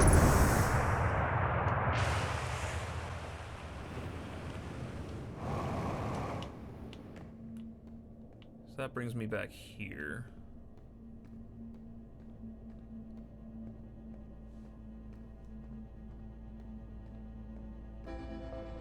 Alright, looks like we've reached the end of this cycle. I think this is the music that just plays when you've reached the end of a cycle.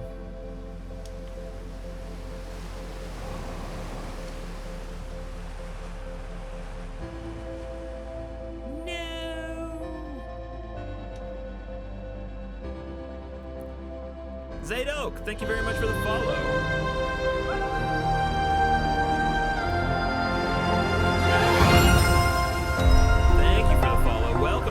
Silent Flight. I do hope you enjoy flying with us.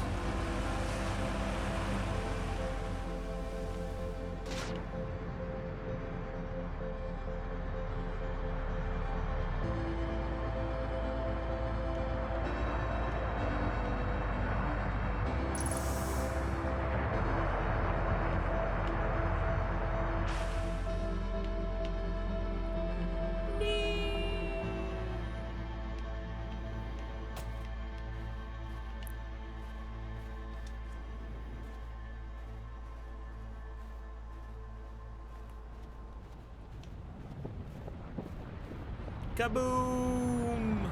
Oh, we got a good view of it this time.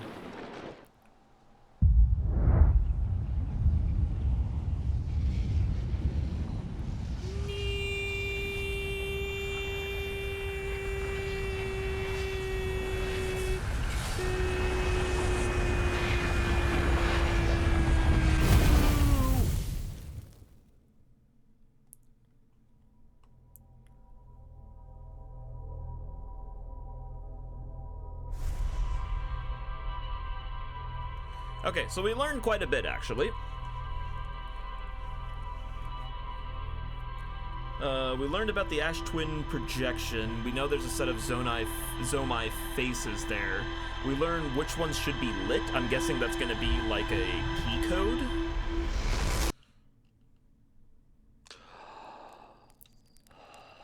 That's awesome, though.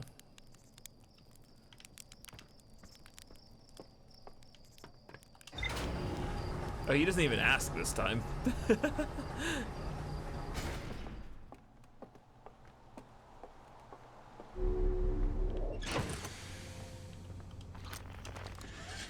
All right, let's roll.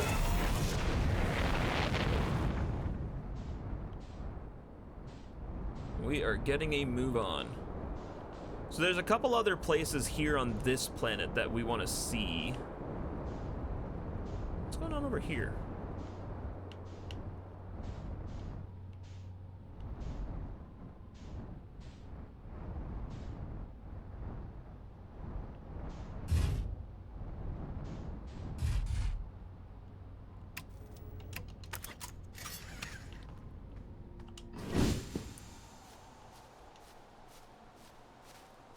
We haven't stopped by over here yet. Closed due to fire damage. The old radio tower, while an important landmark, is unfortunately closed thanks to the unsanctioned flight testing of an extremely powerful model rocket.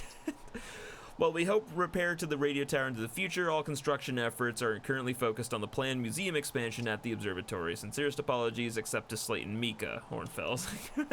Museum curator.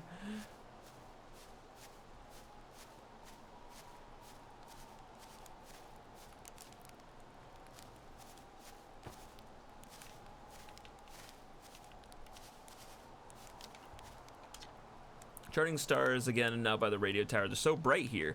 Only wish I was able to record them faster. Admittedly, I could use more patience. I get so engrossed in my work that sunrise becomes an unwelcome deadline and daylight a grinning slog. Someday I'll have to study the mechanics of how time manages to slow to a syrupy crawl whenever I'm anticipating something, and in the meantime I've turned to Gabbro, a resident expert in leisurely whiling away the hours, who recommends the following.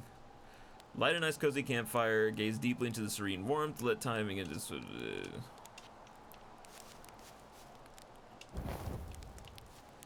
Okay, so I'm wondering if you can use Doze Off as a way to quickly move between day and night, but also as a way to like end a cycle quickly.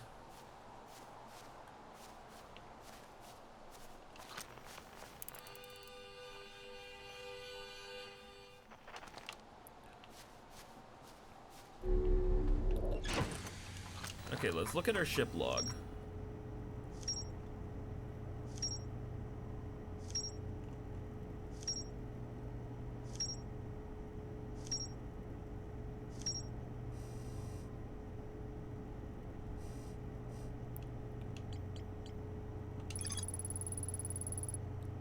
Doing at the South Pole. Okay, so we're gonna go to Brittle Hollow's South Pole next, I think. I think that's going to be the play.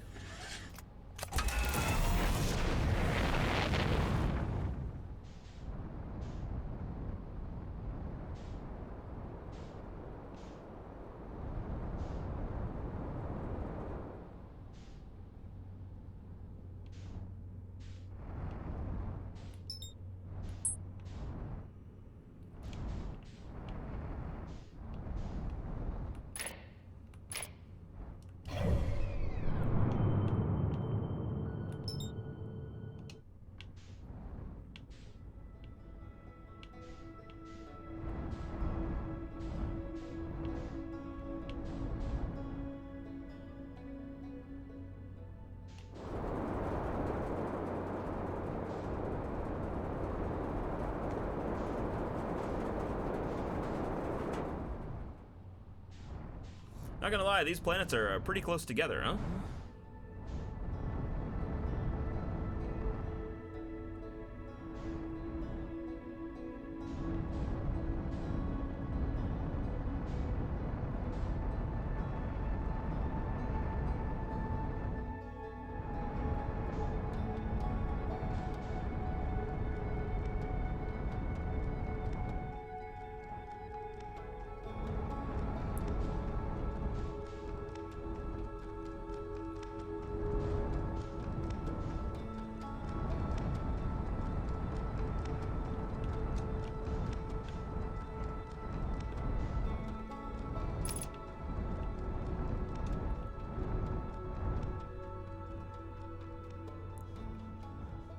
I think blue signifies South Pole, right?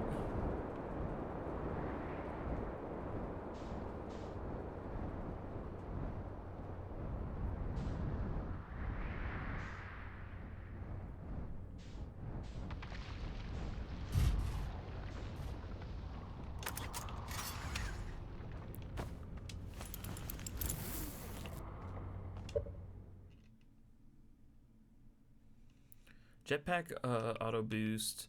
Oh, can be triggered with a separate button press, manual, or any time an upward thrust is applied. Auto. Translator auto equip. Freeze time while translating text. Freeze time while reading ship log. Freeze time while talking to others. Okay. That's a neat way of adding those options.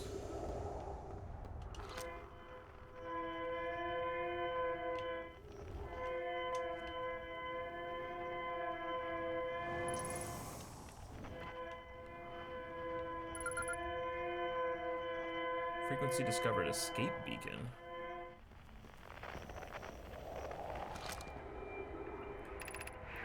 Is everyone unharmed? No one was badly injured from the escape pod's impact. We're incredibly fortunate.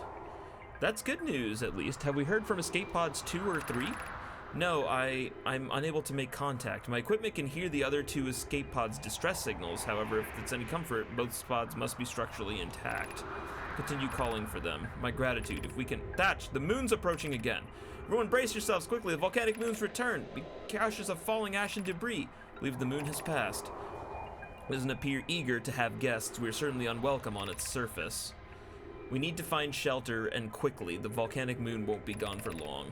I've observed several promising sites below the surface, but we'll need to construct a way for everyone to climb safely down this cliff. Perhaps we can build platforms?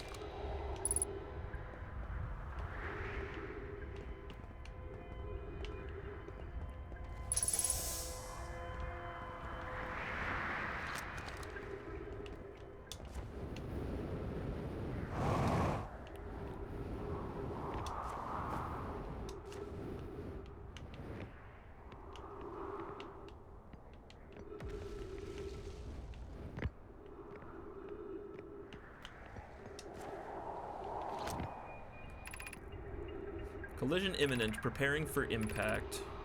Escape pod 1, vessel has been mortally injured. Emergency sequence activated, awaiting departure from vessel. Now launching escape pod 3, now launching 2, launch 1. Collision impact, preparing for impact. Scanning external environment, scan complete. Minor structural instabilities detected. Pockets of breathable air detected. Adequate solar energy detected. Verdict hospitable.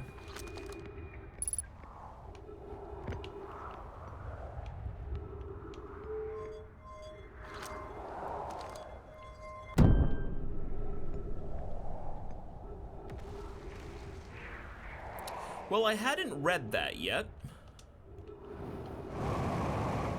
Oh, holy shit. That is a black hole.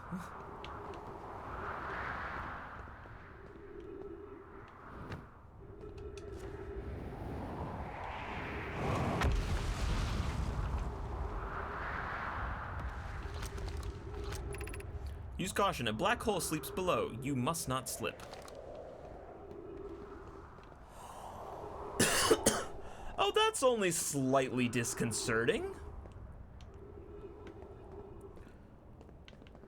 I feel like I should grab my ship.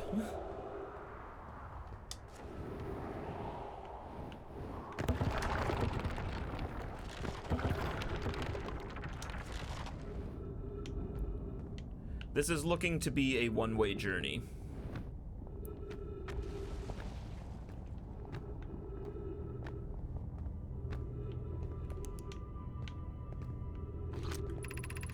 Of note, be sure not to wander far from here, though this area is somewhat unstable. It's far safer than any we've found. The temporary settlement is finished, but remember to be cautious of falling rocks and dust created by meteor impacts.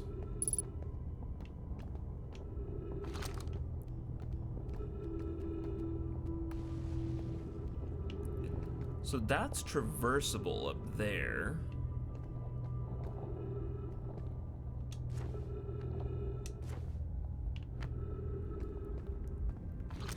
I'll have to keep that in mind. Hello.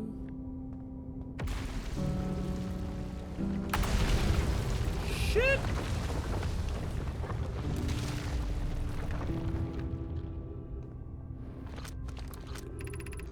This knowledge is too dear to lose. Here's everything we can recall about the signal we encountered while aboard the vessel. The signal looked like an eye, round, with a circle at its center, much like a pupil. Suppose the signal was looking for something. The signal was older than the universe itself. That's the most significant detail.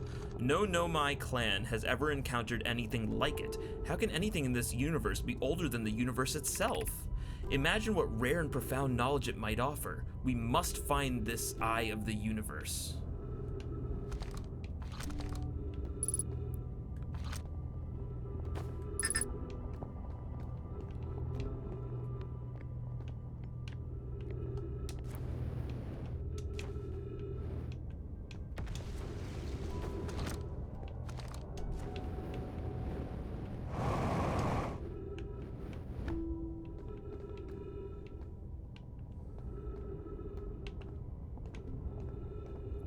Is there a way down to the lower level?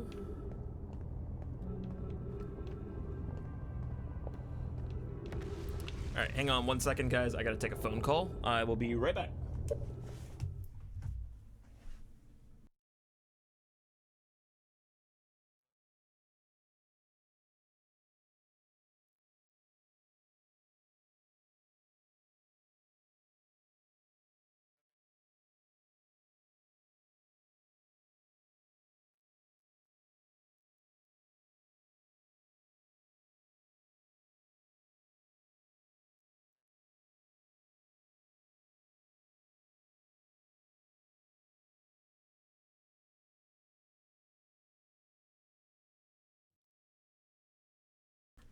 Sorry about that. I returned. Now that I also know that I can't just AFK.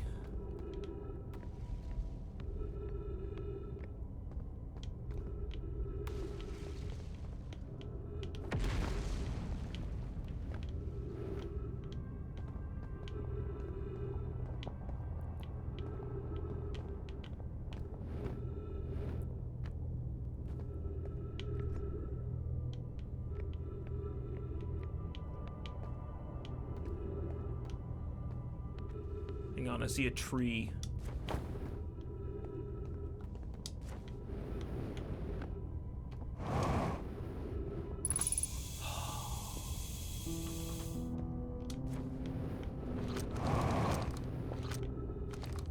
Okay,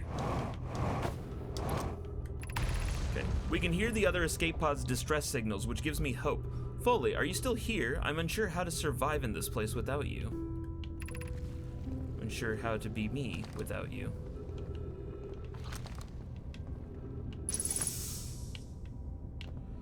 Excellent. I was down to half oxygen, so that is a plus.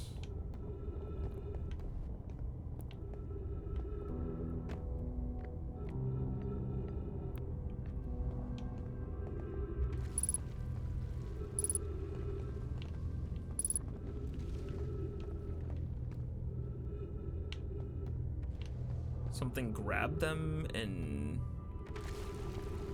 Something grabbed them. Okay, and it looks like one of them is still in the dark bramble. One of them is here, this is Brittle, and then this is the twins. Can't understand. Why did the vessel crash in that place? We warped to follow that curious signal from the Eye of the Universe. Where we arrived was wrong. It wasn't where we tried to go. Suppose it wasn't a problem with the vessel, but with our destination. I'm afraid for our friends in Escape Pod 3. I am currently on Brittlestar. Was the vessel unwell in some way? No. Anona and I checked before the warp, and the warp core navigation systems were both well. It's interesting how they refer to it as well, as though it's almost like a living being.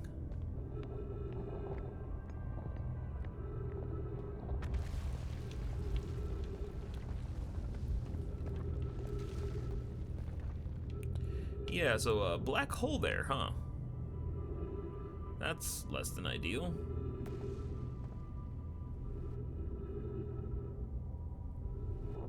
Shit!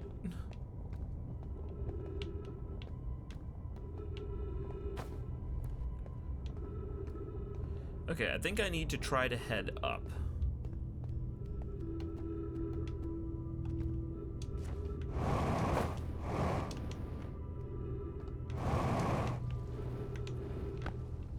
Here we go. The pain of your absence is sharp and haunting, and I would give anything not to know it. Anything but never knowing you at all, which would be worse. I can only hope that you are safe, Keek, wherever you are.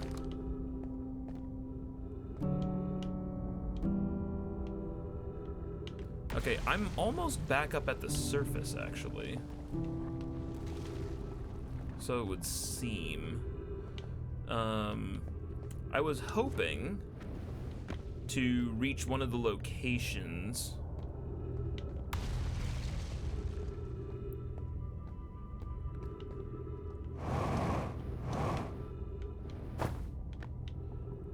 I was more hoping to reach one of the locations where, aha, here we go, one of these locations.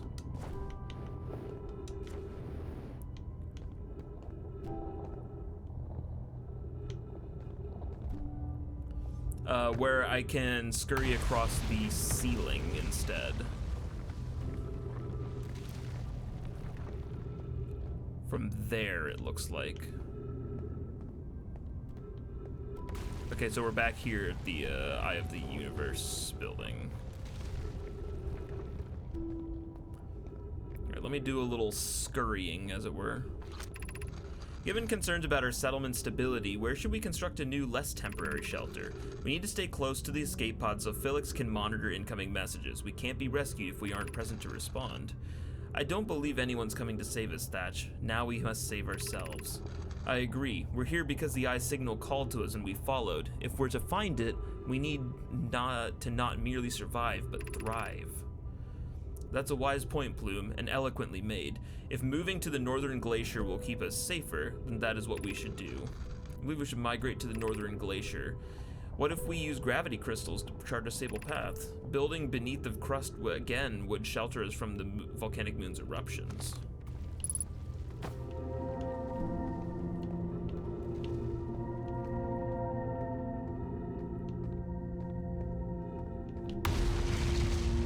Yeah, definitely not creepy at all.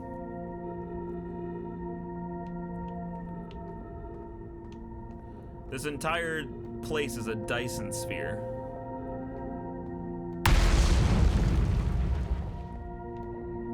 That was unnecessarily loud.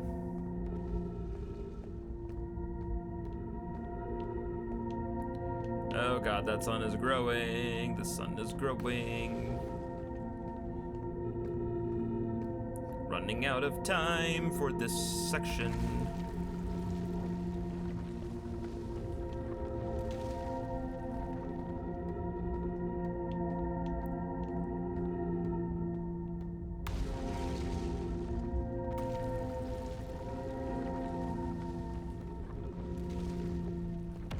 Okay, so we're under the North Pole now.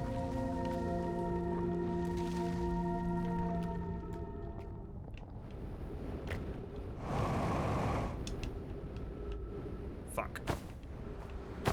Alright, well, I'm dead. Rip me.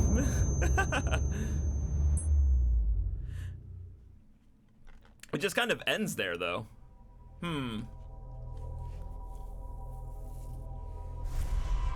Alright, then. We go again.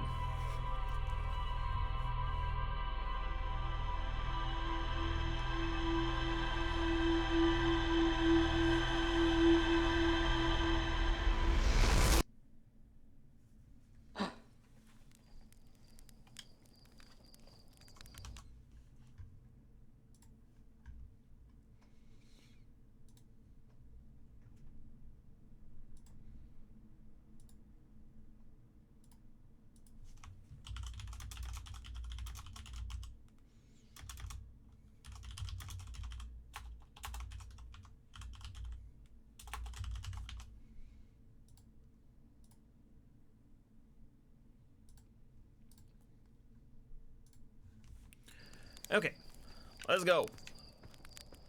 Well, we didn't have to wait for the end of the world, so there's that. Liv, hello, welcome home. Well, as it turns out, the center of that planet is a black hole.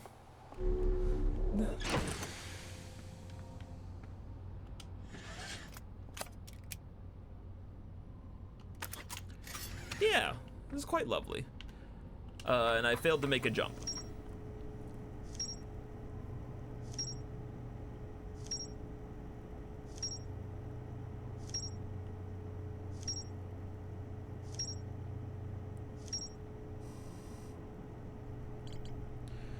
So this is what we've discovered so far.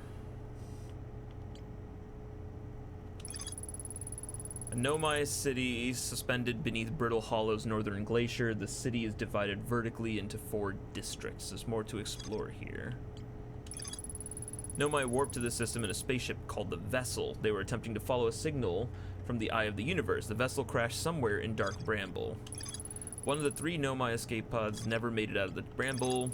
One of them landed somewhere on the Hourglass Twins, and let's see here. The Nomai constructed a temporary settlement beneath their crashed escape pod. They worked together to recall an eye-shaped signal they encountered while aboard the vessel. The signal was somehow older than the universe itself, and they called it the Eye of the Universe. The Nomai abandoned the settlement over growing concerns about its stability.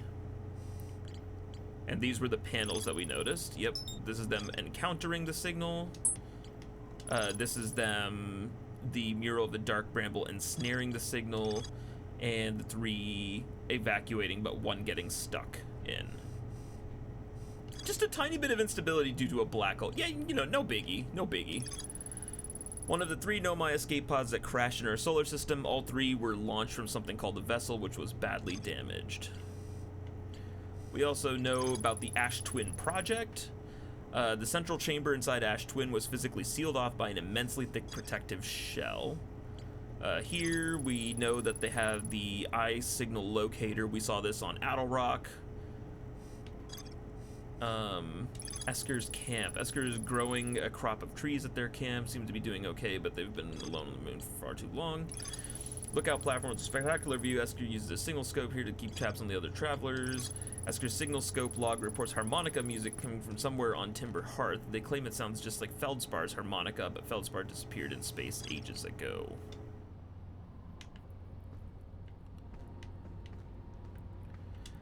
How are you doing, Liv? How's your work? Welcome home.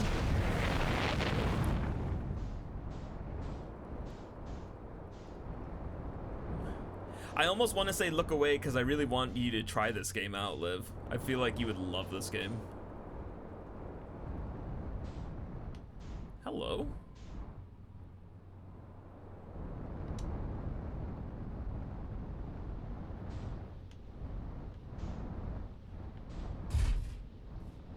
These look scary. It's also where we're getting the harmonica signal.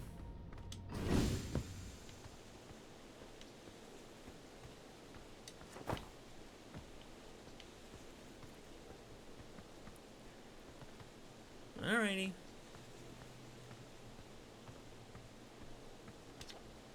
Heyo, hatchling. Thought you were taking that tin can of yours into space today. What are you still doing here? Me? I saw something crash over the horizon and didn't like what I was seeing, and pictures of my little scout sitting back, so I'd come over here for myself and take a look. Is that a Dark Bramble seed? You'd think so? I've never seen anything on Timber Hearth before, so you're probably onto something here. Put down its roots in a hurry. I don't like the look of this thing, hatchling, and that's a fact. Although I think I'll set Marl and Howl loose on it. Get rid of this mess sooner than later. No one can remove it unplanted faster than a tree keeper can.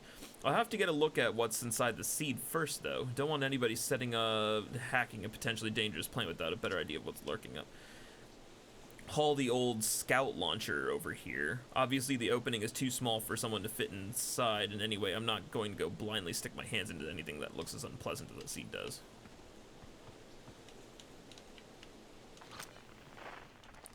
How do I open my... Oh, I think I have to wear my suit. I think that's what it is. Let me get my suit on.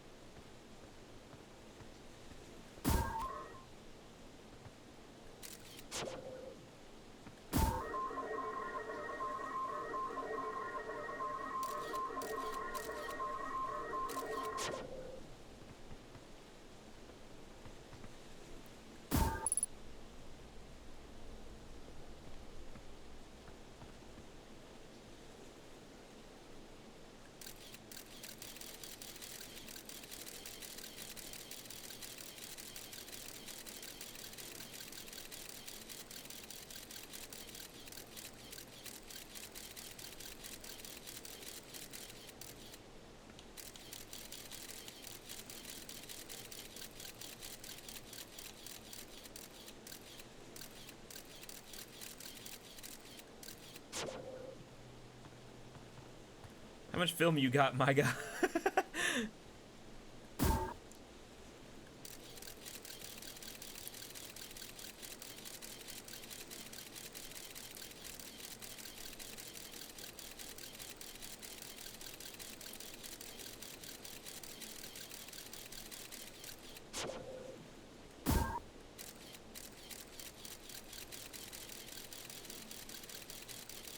He's one of the other villagers here. Looks like this bramble seed came through.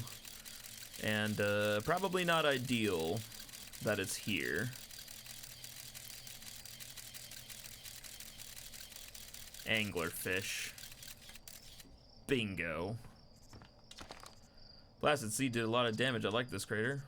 I threw a little scout into the seed. You're telling me it's bigger on the inside than outside? It's gonna be a chore to chop up, and no mistake. Can we remove a seed that doesn't even have the decency?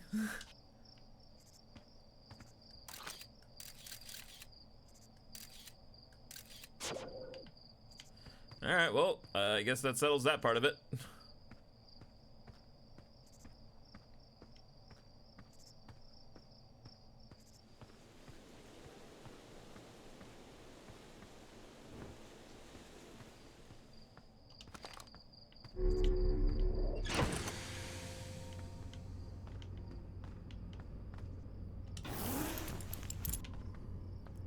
So what does that add to our ship log then?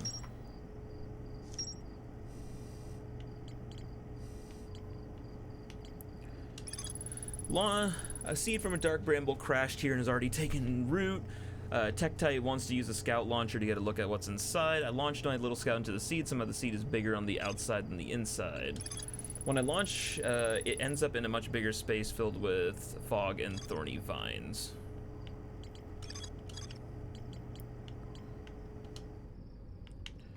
Okay. I want to head to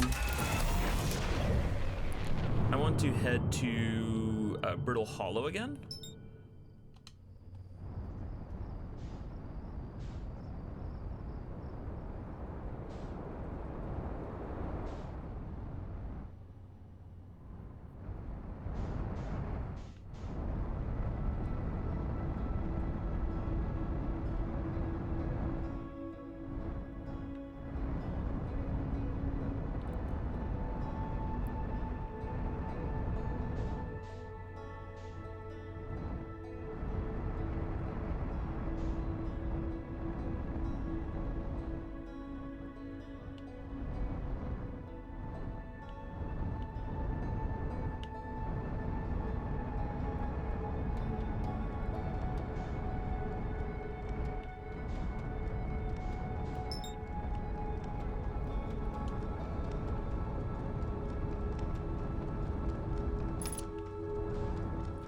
Okay.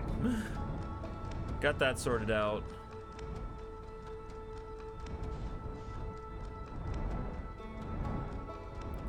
We know that they set up a society here on the northern glacier.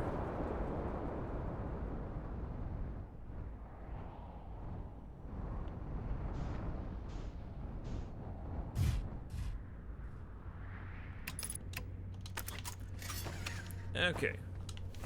Let's get this all suited up. Let's get moving.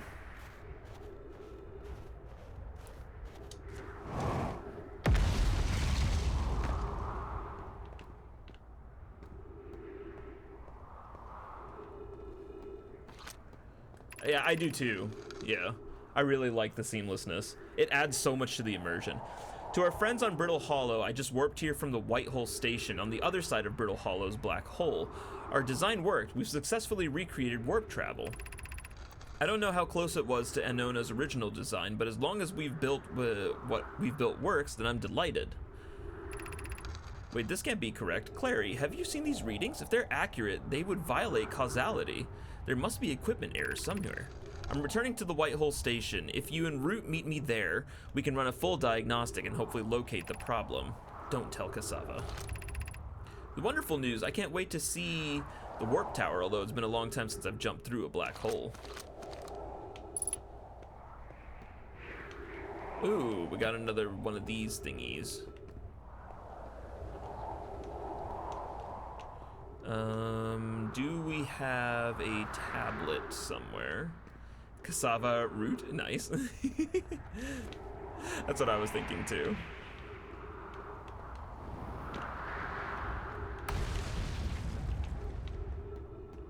Okay, so we need to find a...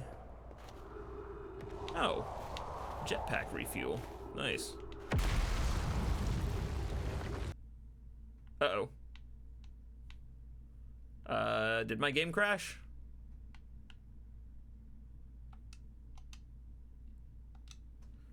Wow. Oh, no, it just...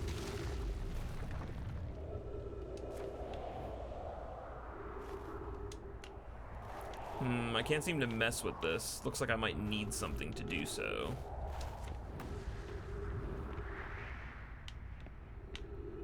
There's one of these on Timber Falls as well.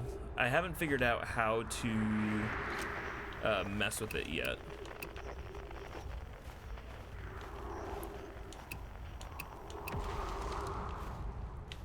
Looks like we need some kind of tool to mess with that.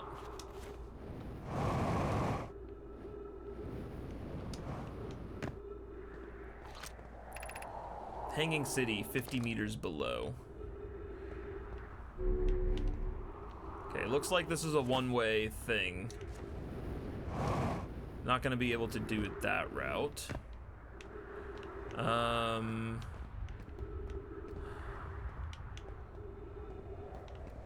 The last time we saw this, the piece that we needed was like right next to it. Does not appear to be the case this time around. Is it like over here somewhere?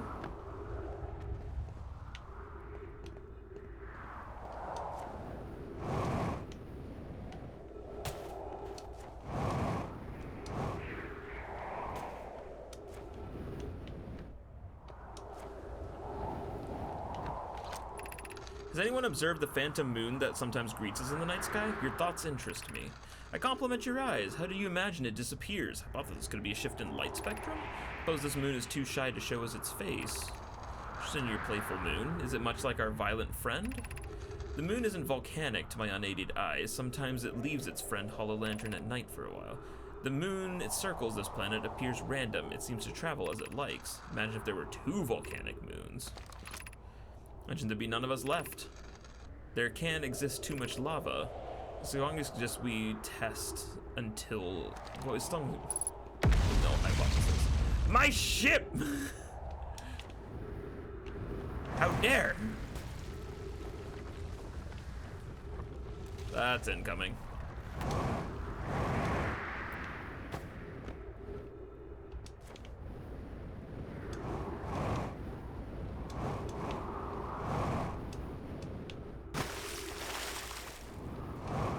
That's liquid. Ow.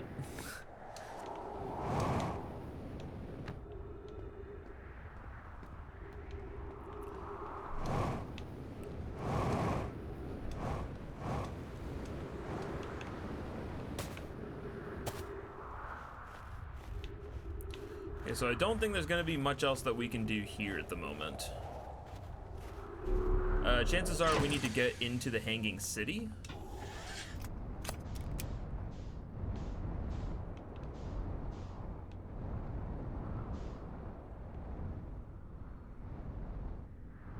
Bingo.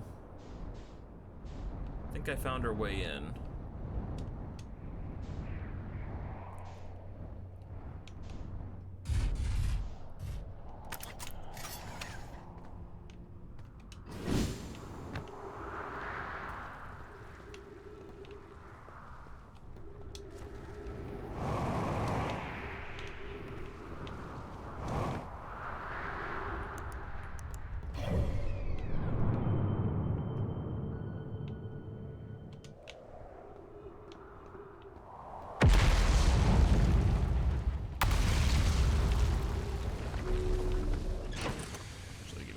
Second. Oh no. Oh. Nearly lost the ship there.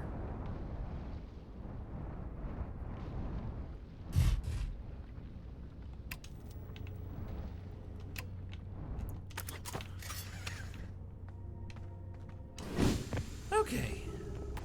Much better. This is definitely a solid piece of architecture where nothing could possibly go wrong, right?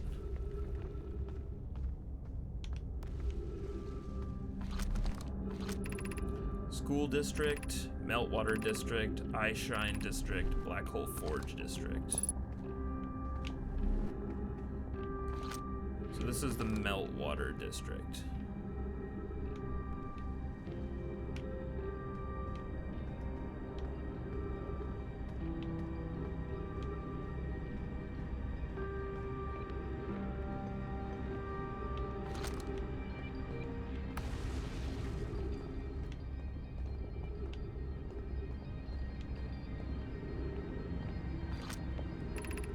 Black Hole Forge controls.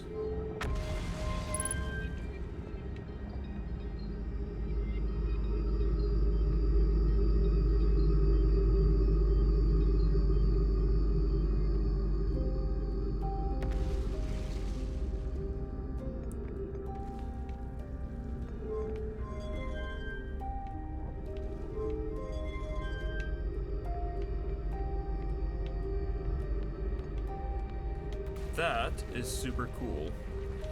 What does that mean?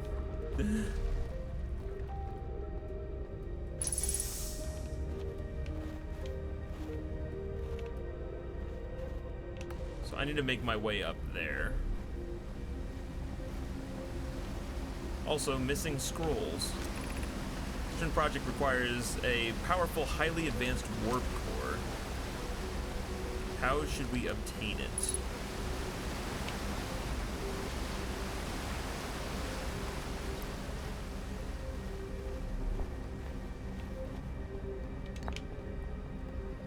Go.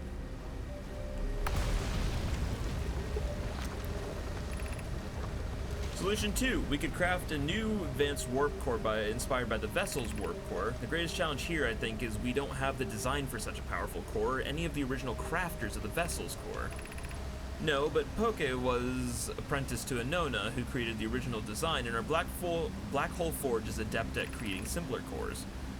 I believe what can be of use here. The vessel's warp core was created before my time, but Anona explained many of his designs to me. And its casing means losing valuable knowledge. True, however, its knowledge we have little hope of recovering. It would be best to relearn, I think. Very much like to craft a powerful core. More relevantly, I believe the Black Hole Forge crew and I could recreate the basic design. This is the safest path for our clan. The safest path is the best one? Our goal is worth the risk. Is it, though? We tried for so long to find something that I and others now believe might be impossible to find. If the search for the eye is a futile one, we should choose the option with the least potential for harm.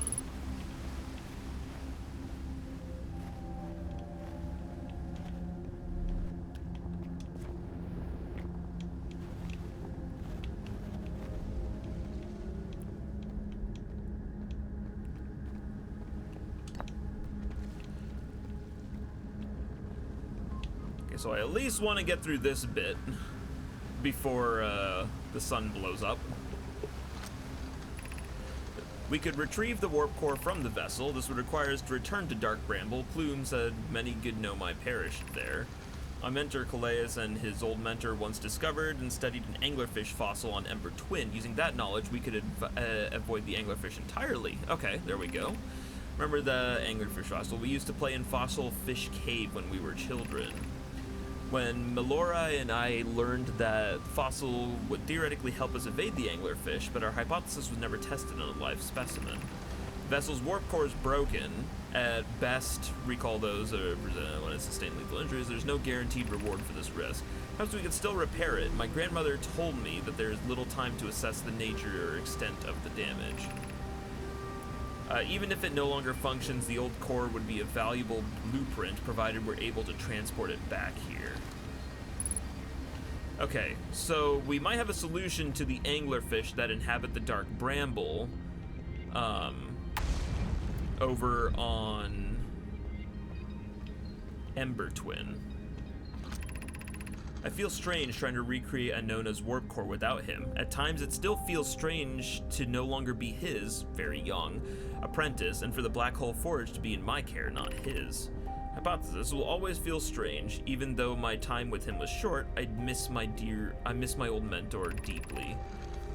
To have a chance to try is thrilling, but I don't want to disappoint everyone. I think I can do this, probably, but if excitement has clouded my assessment of my own abilities. Was I wrong in volunteering to build it? I was born in this star system and never saw Anona's warp core with my own 3 eyes. I only know what he taught me. What if I've bitten off a larger portion than I can consume? Still, all I can give is my best, and as Anona would say, should my best prove insufficient, then we will have to find another way to achieve what's needed. I have Clary and Root in the Forge, and I have my clan. I'm not alone.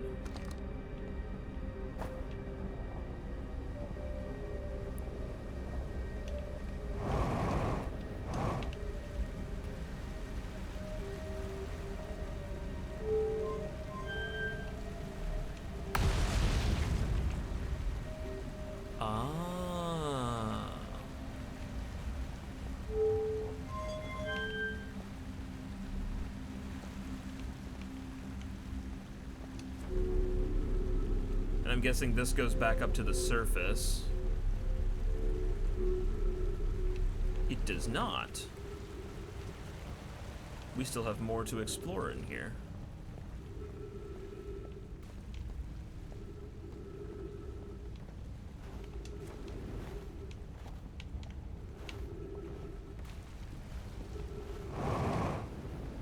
Or do we? Yes, we do. Didn't even notice, but there's a path up here. Ah! Okay, so we found a way back into the city. I just want to note the relative position, because we are running out of time. The star is getting quite red. Okay. So it seems like there's a hole at the top of the delta that can let us back in.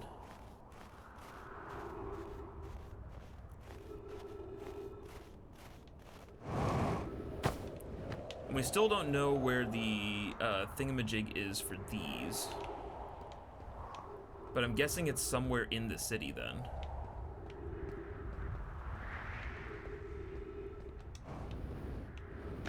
And we also don't know what this room is. So there's that too.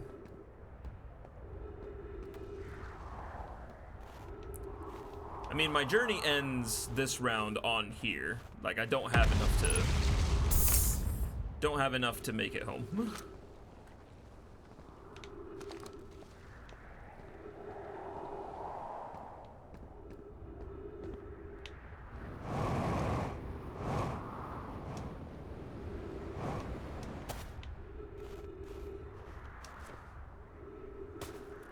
But now that I know that I can access the Hanging City from here,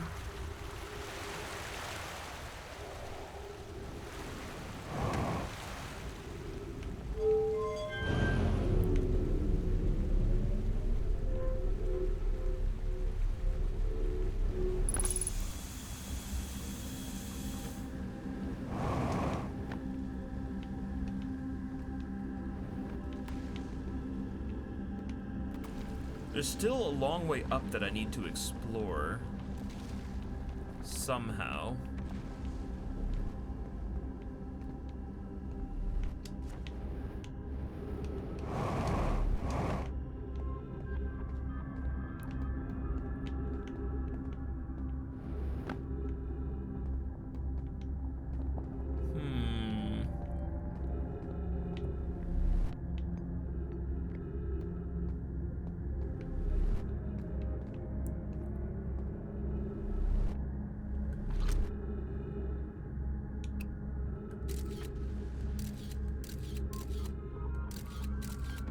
It's not ghost matter. What?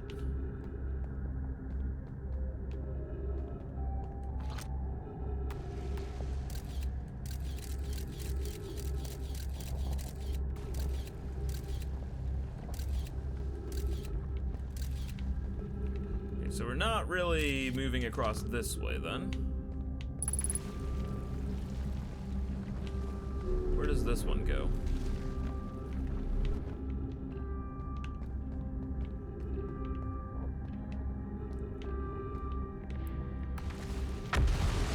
Oh, this looks like our way across.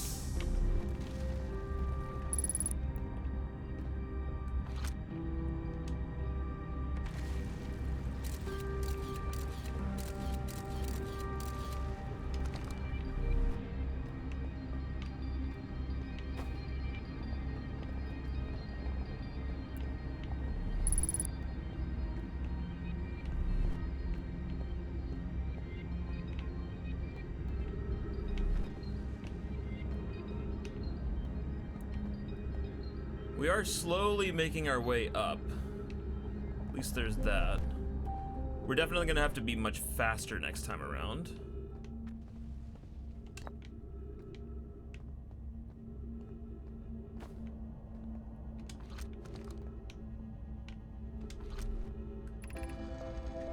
Oh, and we're at the end. Hi Sal, how are you doing? Looks like we're at the end of this run. Explanation of festivals. All the Nomai clans from all over the universe meet in one place to share what they learned in science and art. It's called the festival. At some festivals, one clan's big discovery can mean all the Nomai get to advance too, like Anona's warp core, which made it so everyone can warp long distances and explore more. I need to quickly get all of this.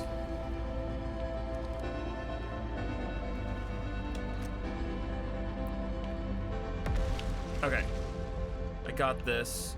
Where does this go? Let's see if we can find this thing a home before the sun explode.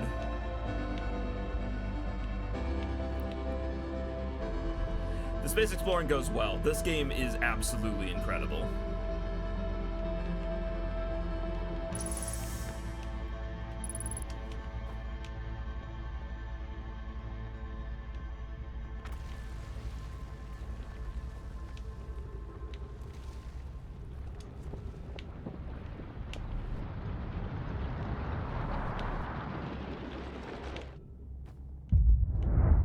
There goes, here comes the sun, da-na-na-na. Here comes the sun.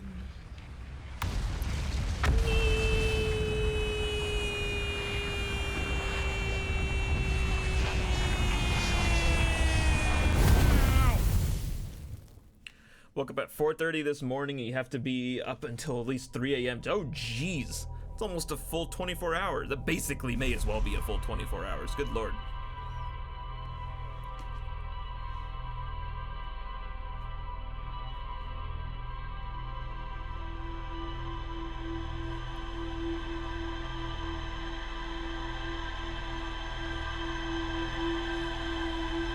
I forgot all of that was on this round.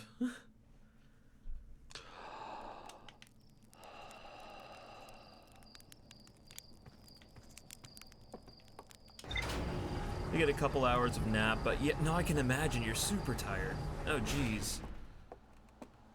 If you don't mind me asking, I mean, if you're allowed to say or comfortable saying, why do you have to be up so late? Why the crazy hours?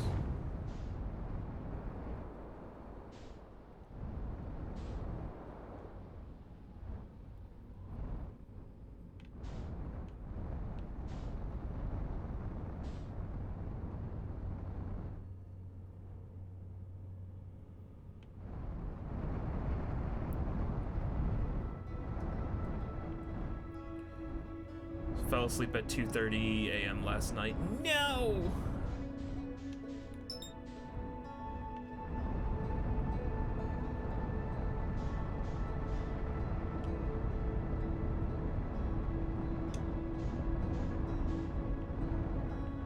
No!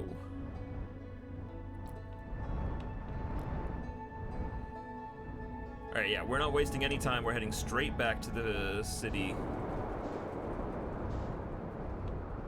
We're landing over here this time, since we know precisely where the entrance to the Hanging City is. One thing we will do, however, is check the ship log.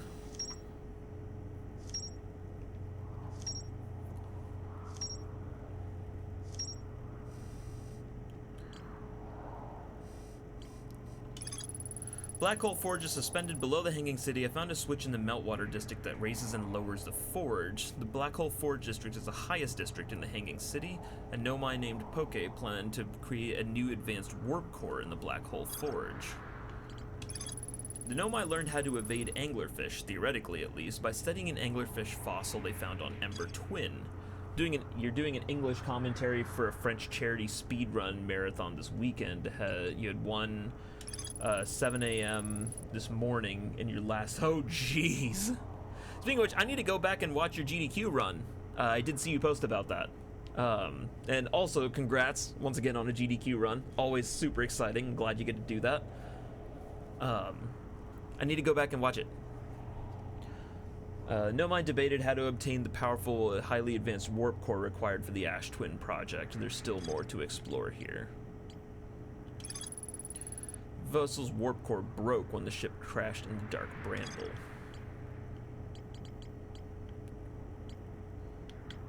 Also, Whitehole Station. There's a Whitehole Station on the other side of Brittle Hollow's black hole. Several Nomai returned to the station to investigate an equipment reading that appeared to violate causality. The north pole of Brittle Hollow is covered in snow and ice. There's a uniquely shaped Nomai ruin on the surface. The Nomai were able to warp here from the Whitehole Station. This is where they first recreated warp technology. The Nomai on Brittle Hollow observed a phantom moon that would sometimes appear in the sky.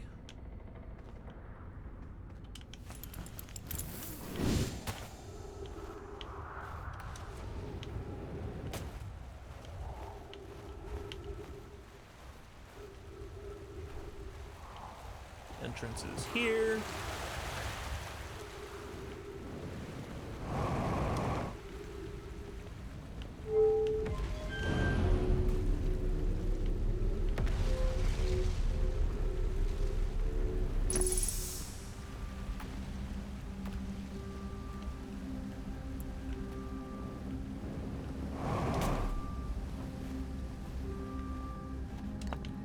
Okay, we had checked this. We've already read all these, so I think we're good here.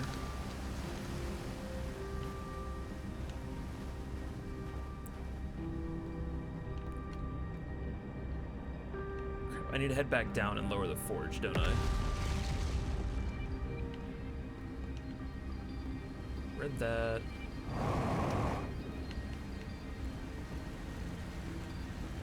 Oh, this is where I came down. Whoops.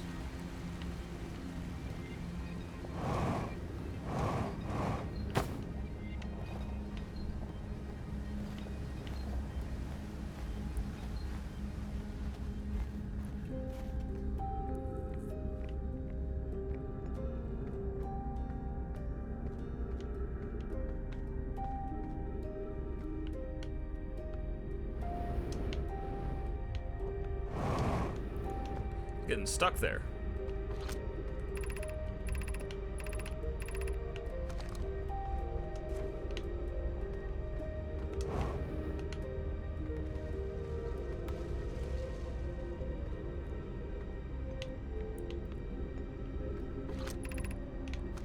Okay, this was the Black Hole Forge controls. So we're raising the Black Hole Forge back up.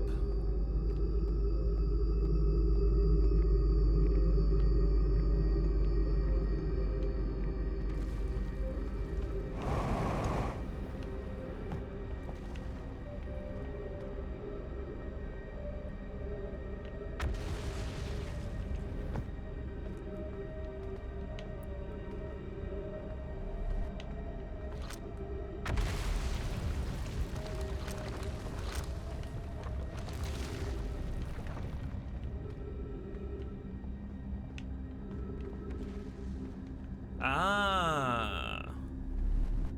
Okay, did not realize that this was walkable like this.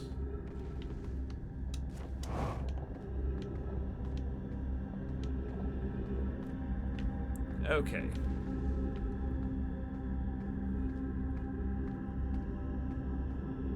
So now we can head over this way. What might be over here? Your hotfix running the most recent GDQ ping. Oh, sorry, that was commentary. Right, yeah, commentary.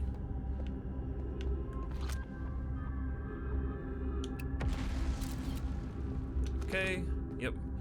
So we're on the other side. Yeah, there's a lot of ghost matter around here we need to be careful of. Oh.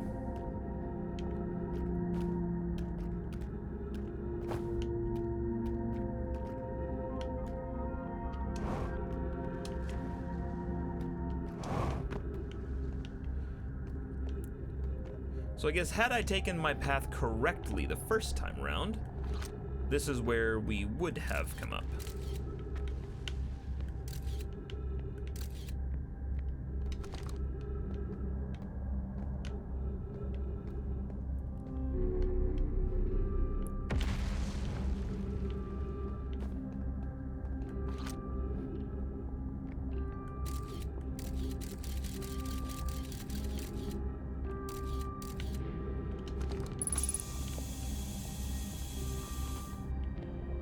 Okay, oxygen refilled.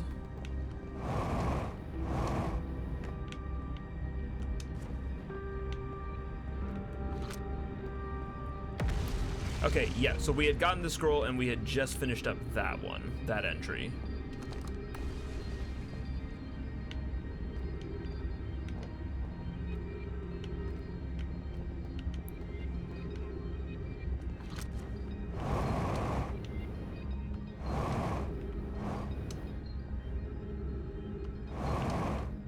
Heck.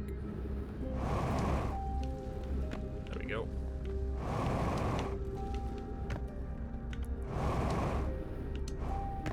Trying to avoid landing in ghost matter and dying, because, you know, that wouldn't be very fun.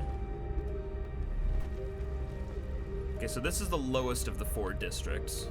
So I think we need to head upward from here.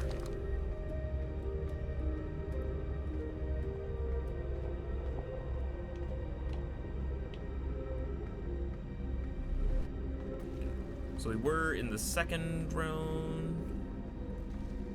Head up to the 3rd one. So I believe 2nd was Meltwater District.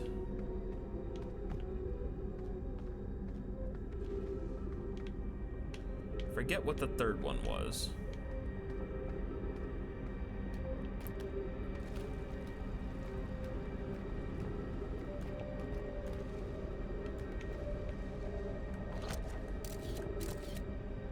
Come on.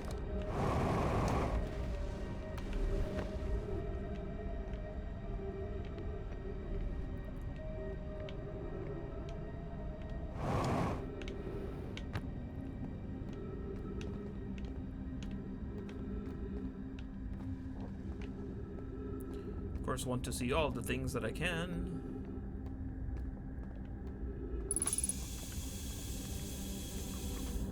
Alright, got some new entries here. Lots of new entries. Be welcomed in this place. This shrine is a space to reflect upon what was brought us to the star system, the signal from the Eye. We observed the Eye's signal in our travels and followed it here to find its source. What we know is this: the source of the signal, which we have all chosen to call the Eye of the Universe, is older than this universe itself. The rest we have yet to learn. Enter and open your mind to its possibilities. What is the Eye of the Universe? The Eye is much older, so imagine how much it could teach us. Suppose the Eye is a more advanced being. The Eye is the source of a signal that brought us here. Perhaps it is a cosmic library. How can the Eye be older than the universe itself? Suppose it is a relic from a previous universe. The early universe was imaginably hot and dense. If anything existed before, it would have been destroyed. Suppose the universe is older than previously assumed. What is the Eye's signal? Suppose the Eye wishes to communicate. The signal is a call. Were we the intended audience? The signal is the Eye's voice. It speaks a language we don't yet know. Or maybe the signal is the Eye's attempt of expressing itself. Of note, from the signal, we were able to determine the Eye's approximate age, or perhaps lack of.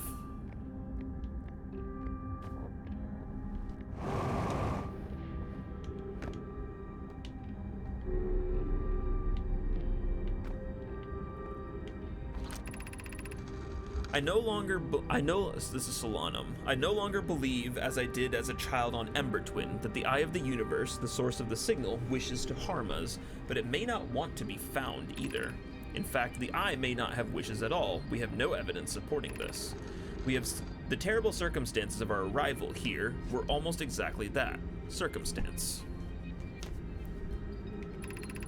I suspect imagining we are special to the Eye in some way is wishful thinking. The Eye might have called out to any sentient species, or it might not have been calling out at all, and that my ancestors heard the Eye signal holds no great deep meaning. This wouldn't be so bad, I think.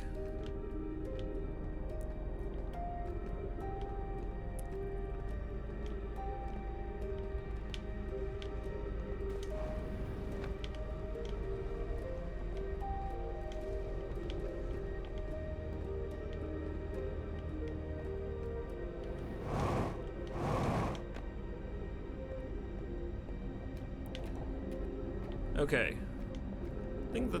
Hopefully I think that's a pretty good wrap up of all of that. We're gonna go up to the, never mind, not on this elevator, we aren't.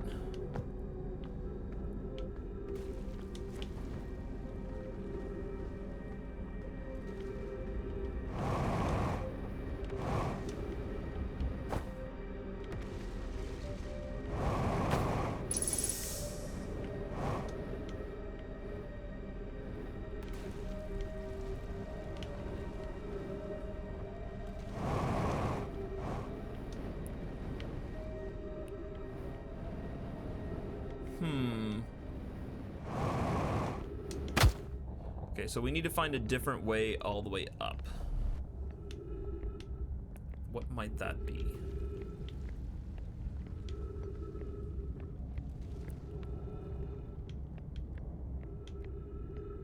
We're trying to reach the forge controls on the highest level.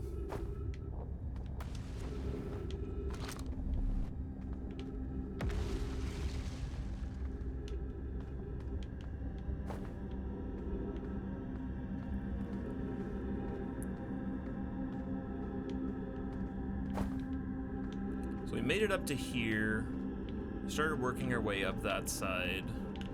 Wasn't too much present. There's gotta be a way to get there. We can try exploring this again to see if there's a better path up.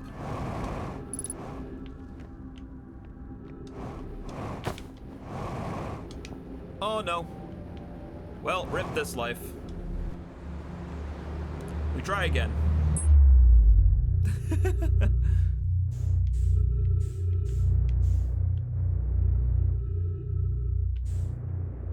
Wait, what?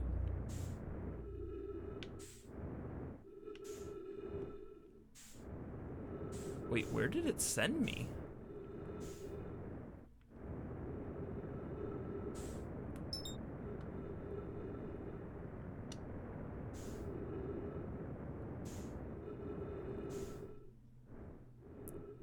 I didn't die.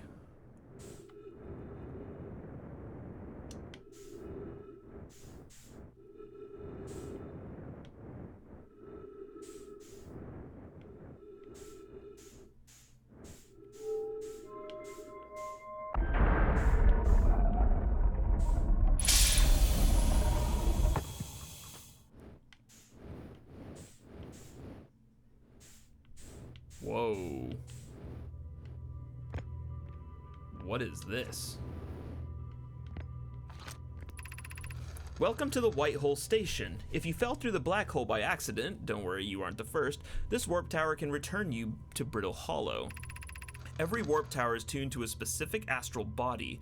A tower's warp can only be used during the brief window when the tower is aligned with its corresponding astral body, in this case Brittle Hollow. If you look up while the station is rotating, you can see the alignment happen when the astral body is directly overhead.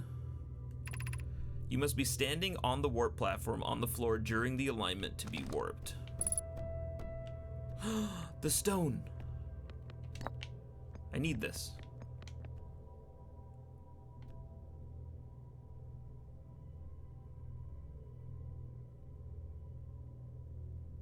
So waiting for the alignment to happen.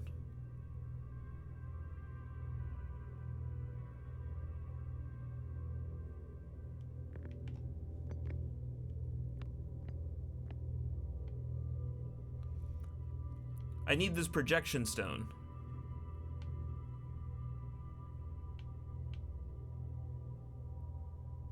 I also don't know how often this happens.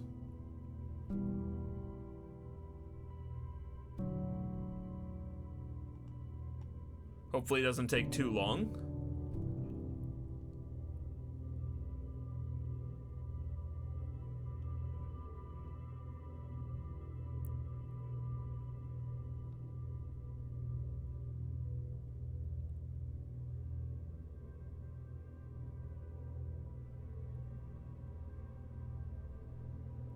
Okay, cool. Now that I know that this is a thing,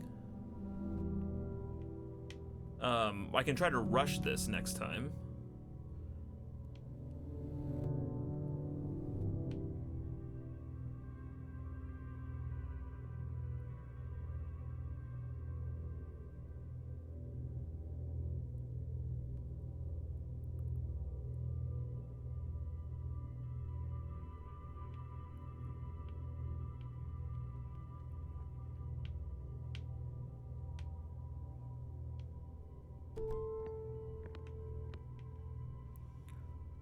We are standing on the thing.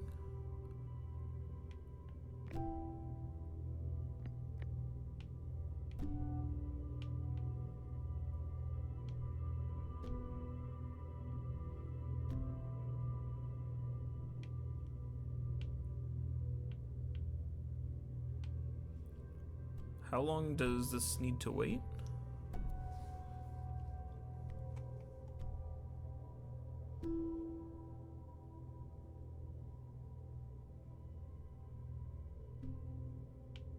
I mean, we are definitely moving.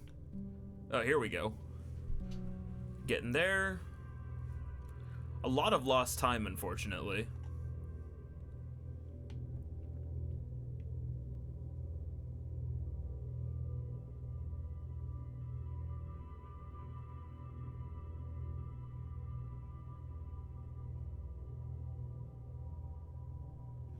At least we'll get whatever we need out of this stone. That way we don't have to worry about this again.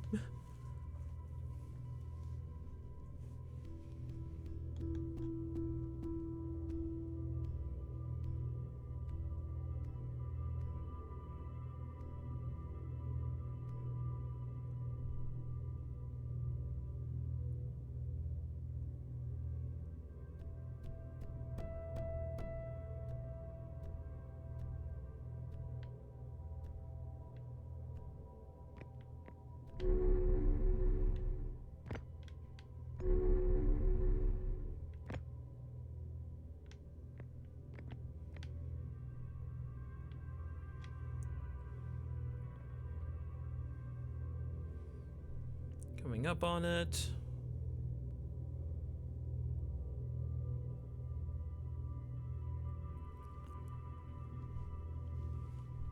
$12 kilometers.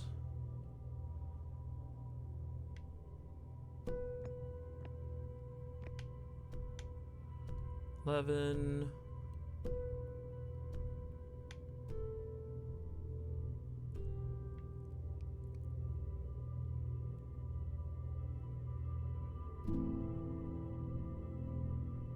Now we're rotating away now.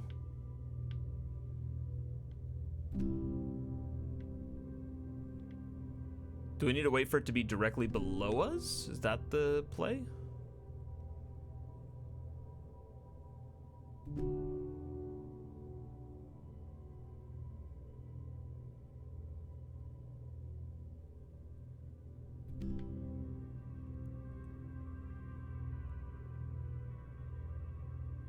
Is that saying the alignment is happening?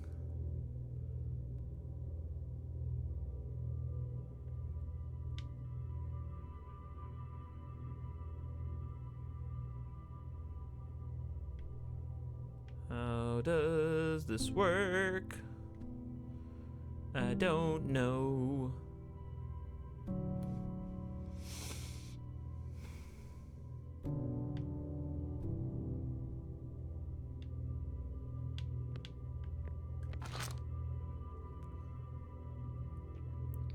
Shooting the brief window when the tower is aligned with its corresponding astral body. If you look up while the station is rotating, you can see the alignment happens when the astral body is directly overhead.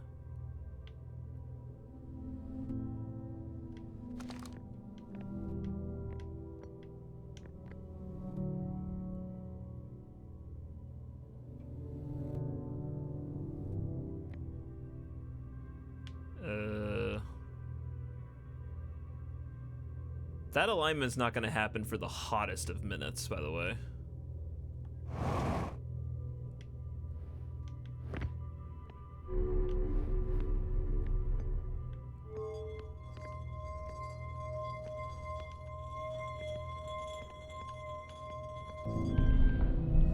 Oh!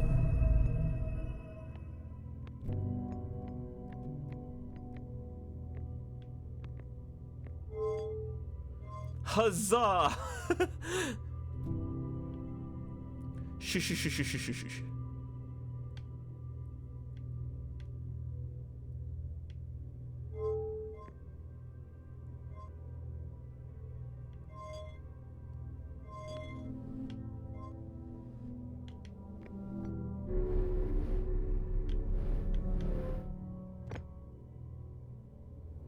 There we go.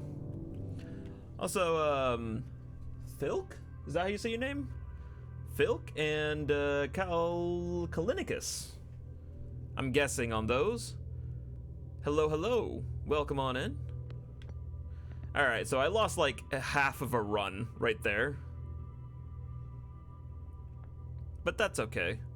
That's all part of the learning process for this game.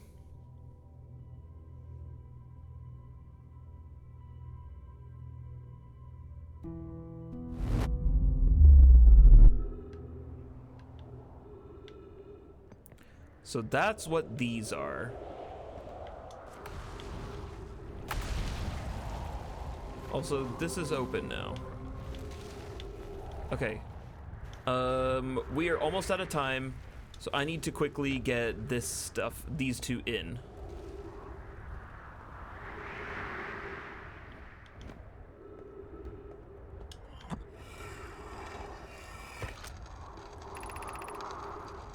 Rami and I reviewed the records you sent, Poke, and they appear to show that the Nomai are arriving at the warp receiver on Brittle Hollow slightly before departing from Whitehole Station. I understand it's exceedingly odd, but Clary and I have tested and retested the equipment, and the result is the same anytime someone warps.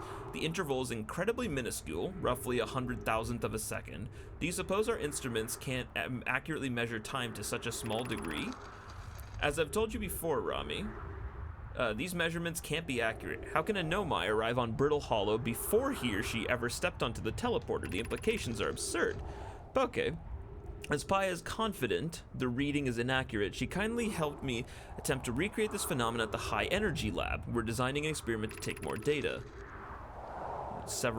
Broken several fundamental theories regarding this universe.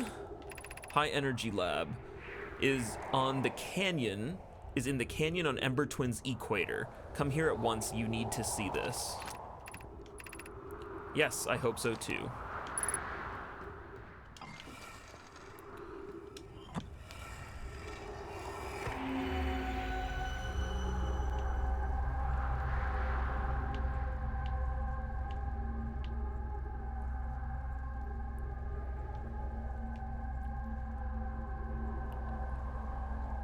It looks like it's on the far side of one of the Whitehole stations. Oh, it's very close to the sun.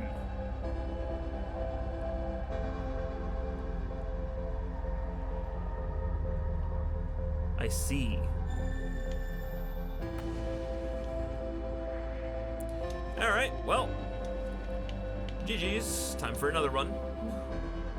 I'll probably do 1 or 2 more cycles and then I'm gonna call it. I'm super excited to keep playing this, but I am like out of time.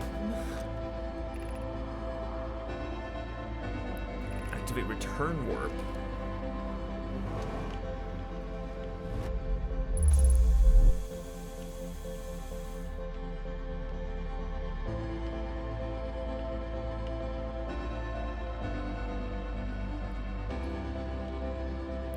That is so cool.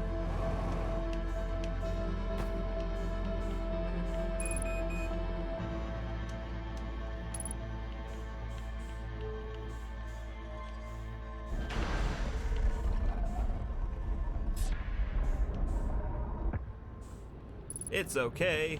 I'm gonna die anyway.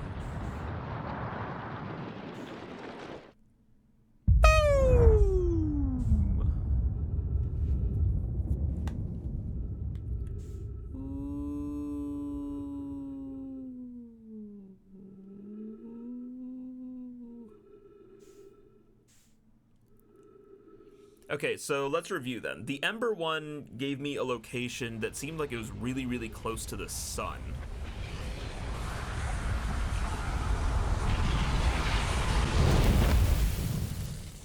Redo!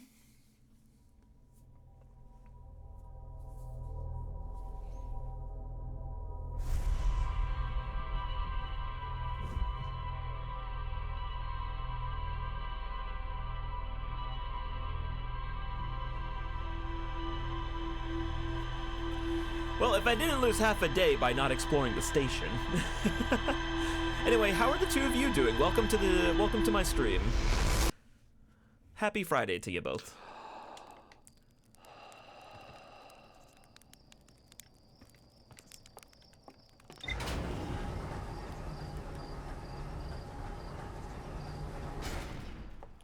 Lose half a day? Your day just started. You just woke up. Yeah, nothing, definitely nothing happened.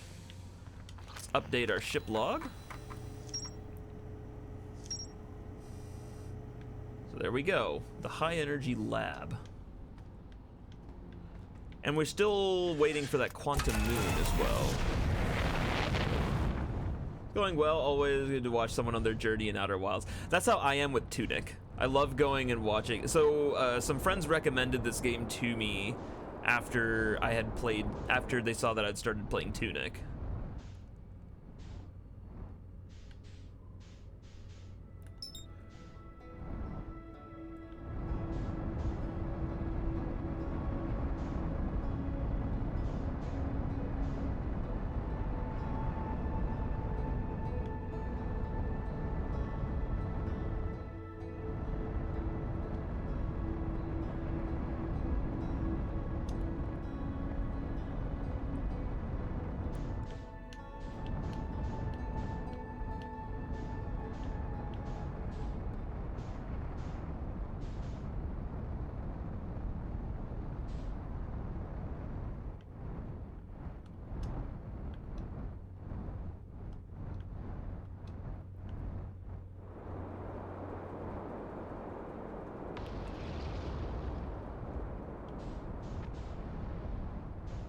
So the thing is, it is very much a puzzle game.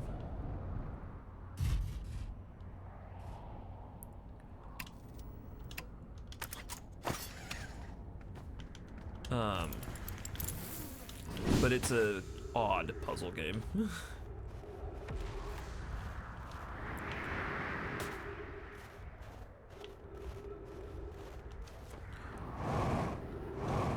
Okay, so what we still haven't been able to figure out.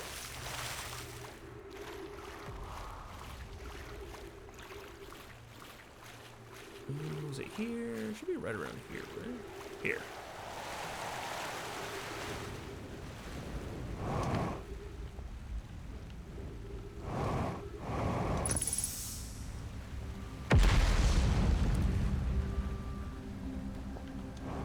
Ah, that's fair.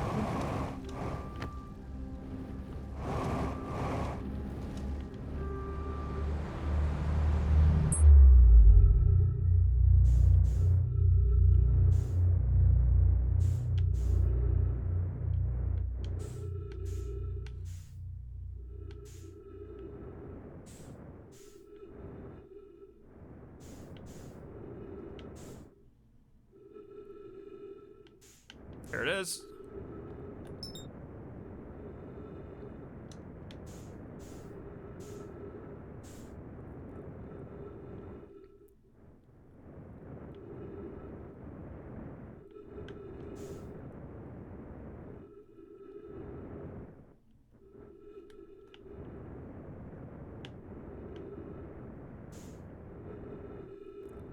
All right, let's get in here.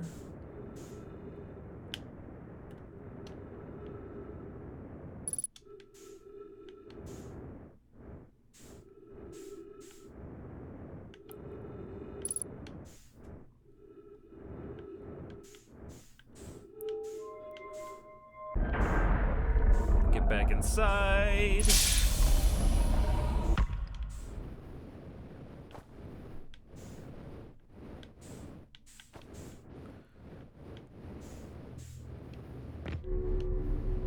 Okay.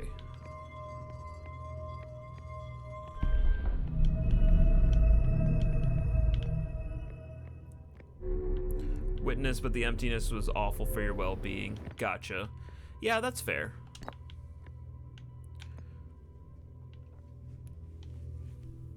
All right, we need to take another look at the and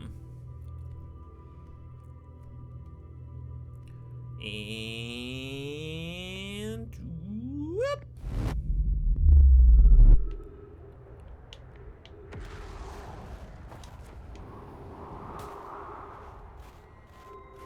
I want to take another look at the... Well, let me refuel first. There we go.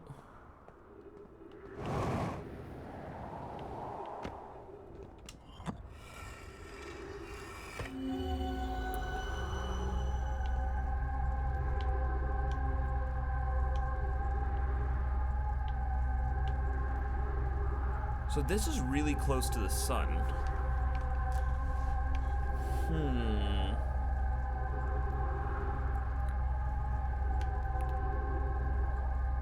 Not sure what I'm looking for here exactly. Just that I am looking. Okay, that's kind of what I wanted to see. Oh yeah, the other thing I needed to figure out. I still haven't figured out how to get in to the uppermost part. Ow.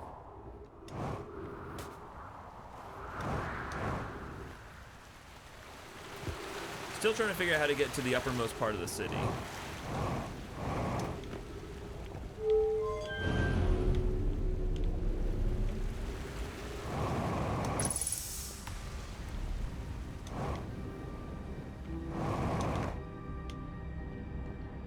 Wait, the tower's not broken yet.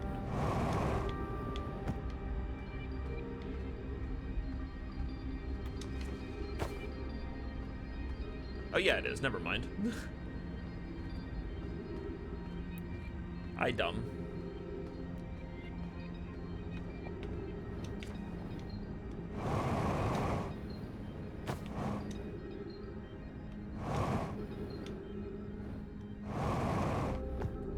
Okay, so we made it up to here, the third level. We're trying to figure out how to get up to there.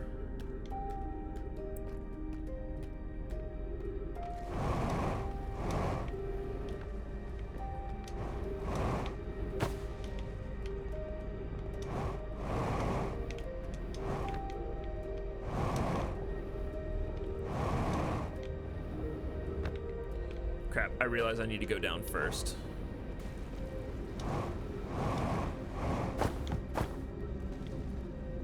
Because I need to activate the controls again.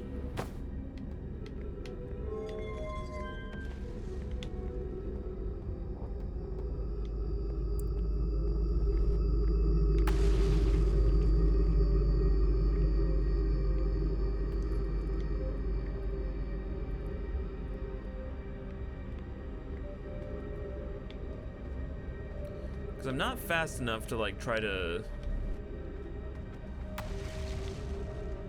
Am I supposed to be going up this way?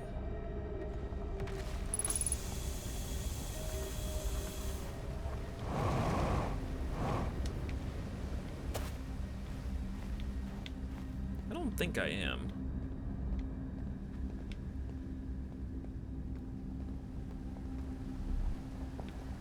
No, this is the way to get back up to the surface.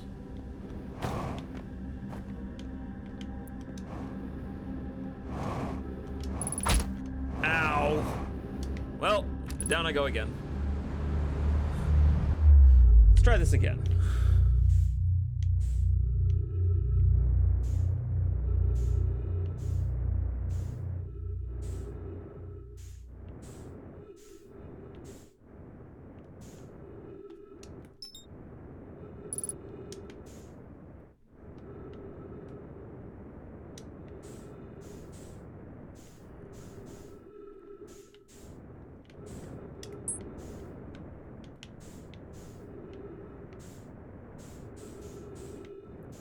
Overshot, overshot. There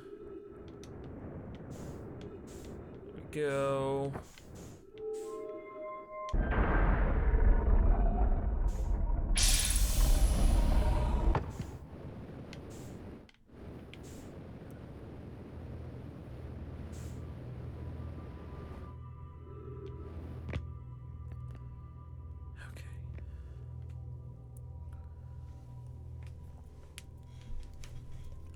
And here we go! Whoop!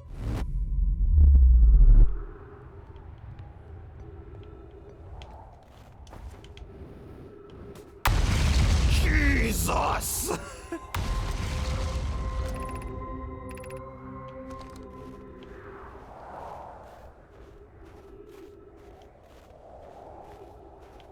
Alright.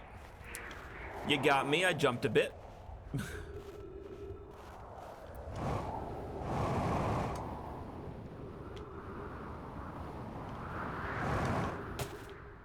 The only other thing I can really think of is if there was something over there.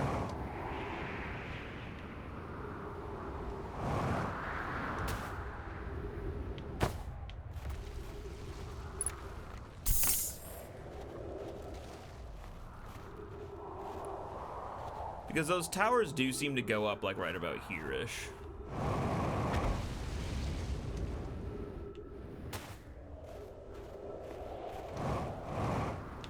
I don't think there's anything really here. Yeah.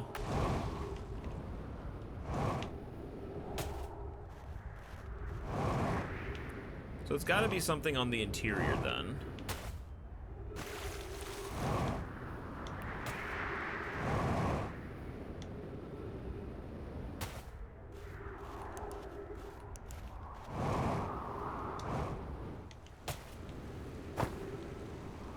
Come on. Let me in.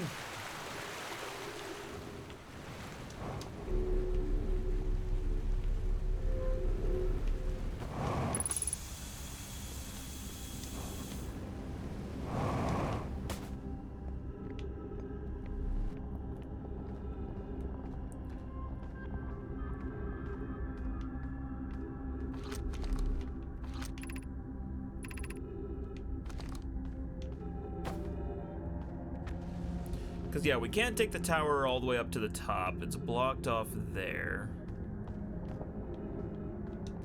But then this would be the next highest district. So it'd have to be something through here.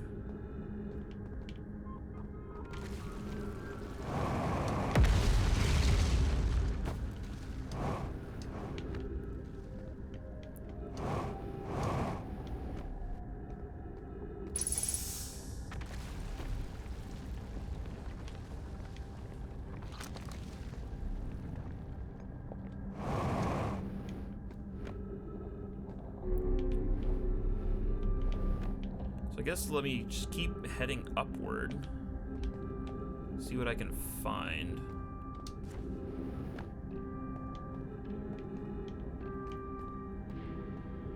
Because it looked like this was pretty much the top of the district, as far as I could climb was concerned.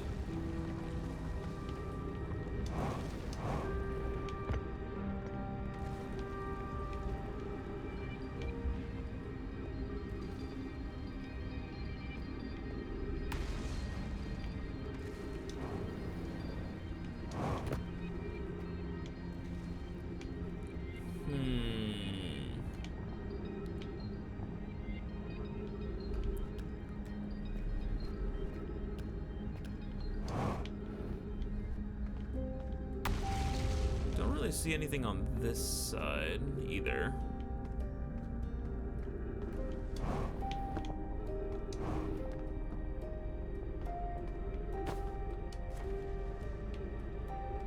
The only other thing I can think is if I need to somehow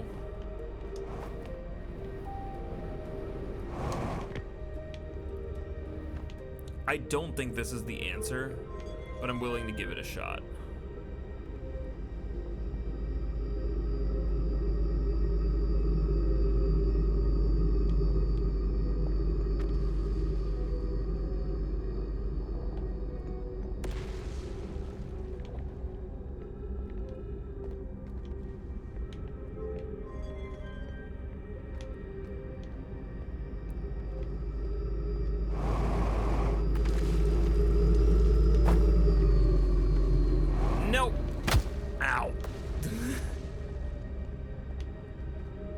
It was worth a shot.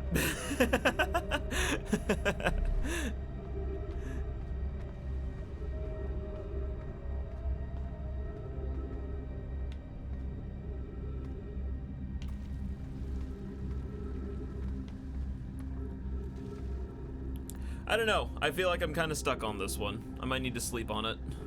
Come back to it on Sunday.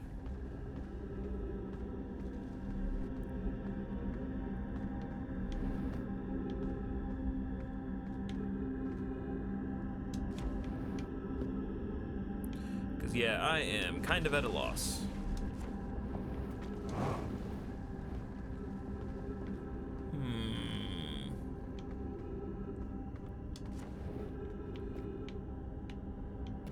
No other real answers here.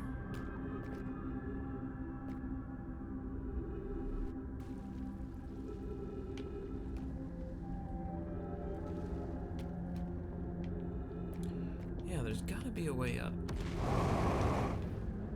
There definitely is.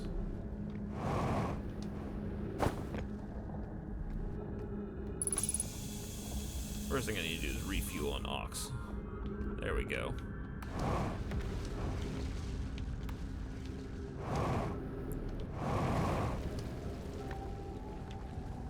Oh, stairs. Those are helpful. Why did my translator come out here? Oh, because of this thing. Yeah.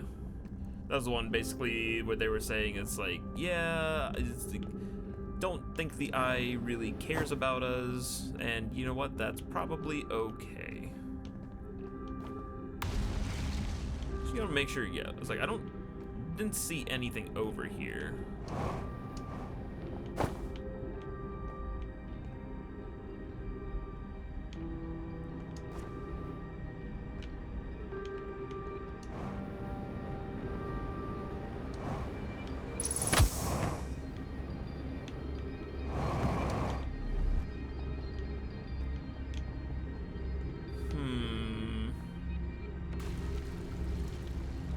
What else could there be?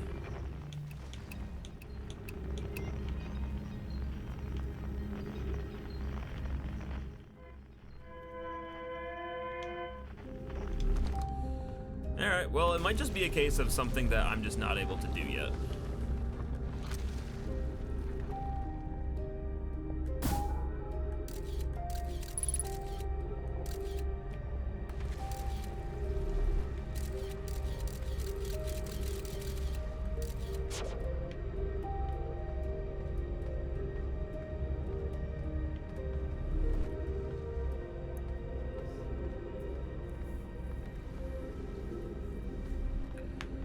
Alright, well maybe I've explored what I can for this area, and I need to just, you know...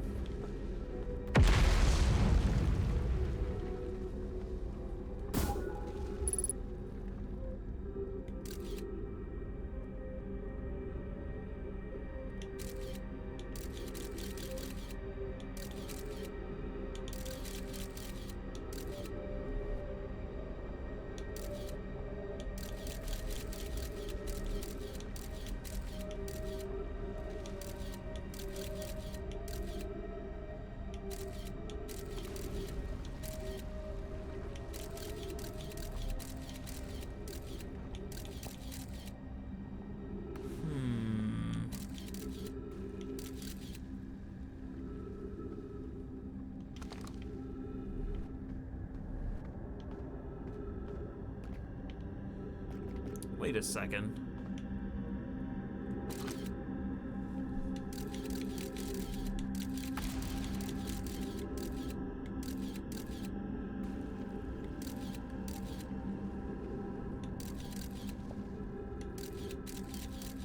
This is showing an entire...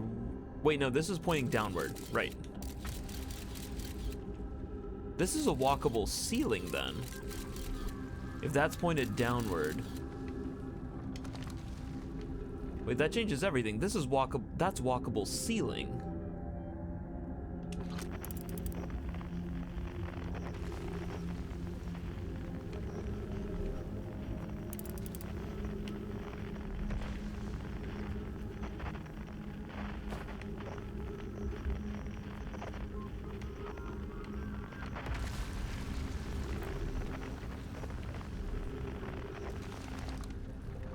So that comes up to there.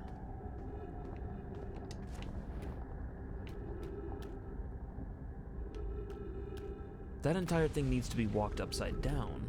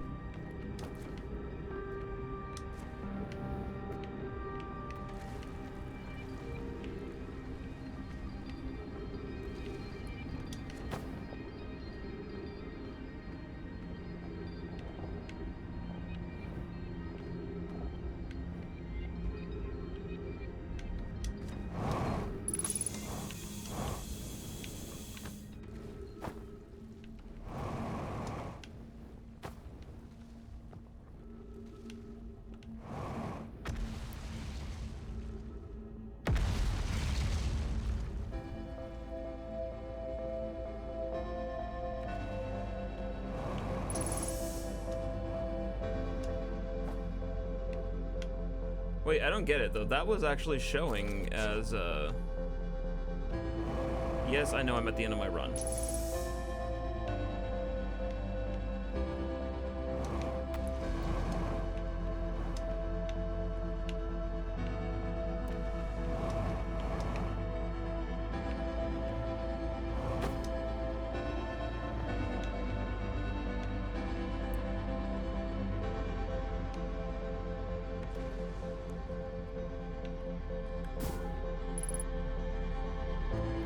Well, I guess I may as well look at the camera from here then.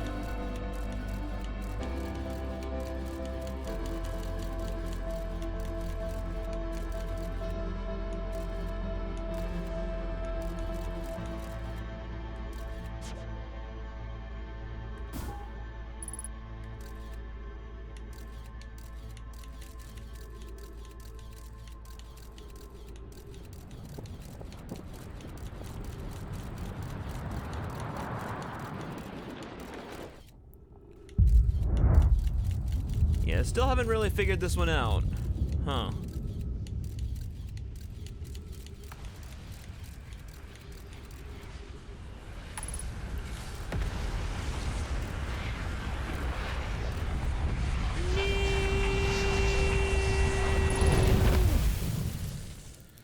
I just want to figure out how to get over there.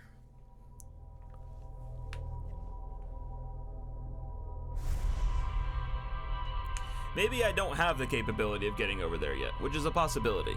But that is something we are going to have to figure out next time, because I have reached the end of my stream.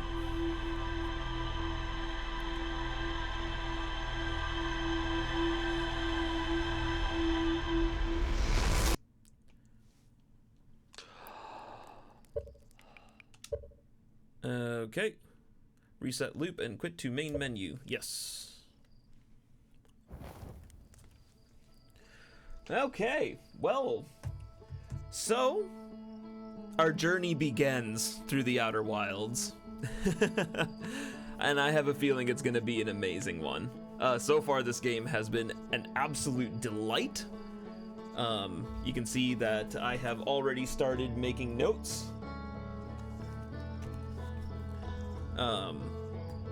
It is just that kind of game. But yeah. So hopefully I'm able to, well, my plan is that I'm going to continue this on Sunday, because obviously I will be continuing this on Sunday. It seems like it is going super, super well, and I am enjoying this game so much so that I forgot to do my ad breaks.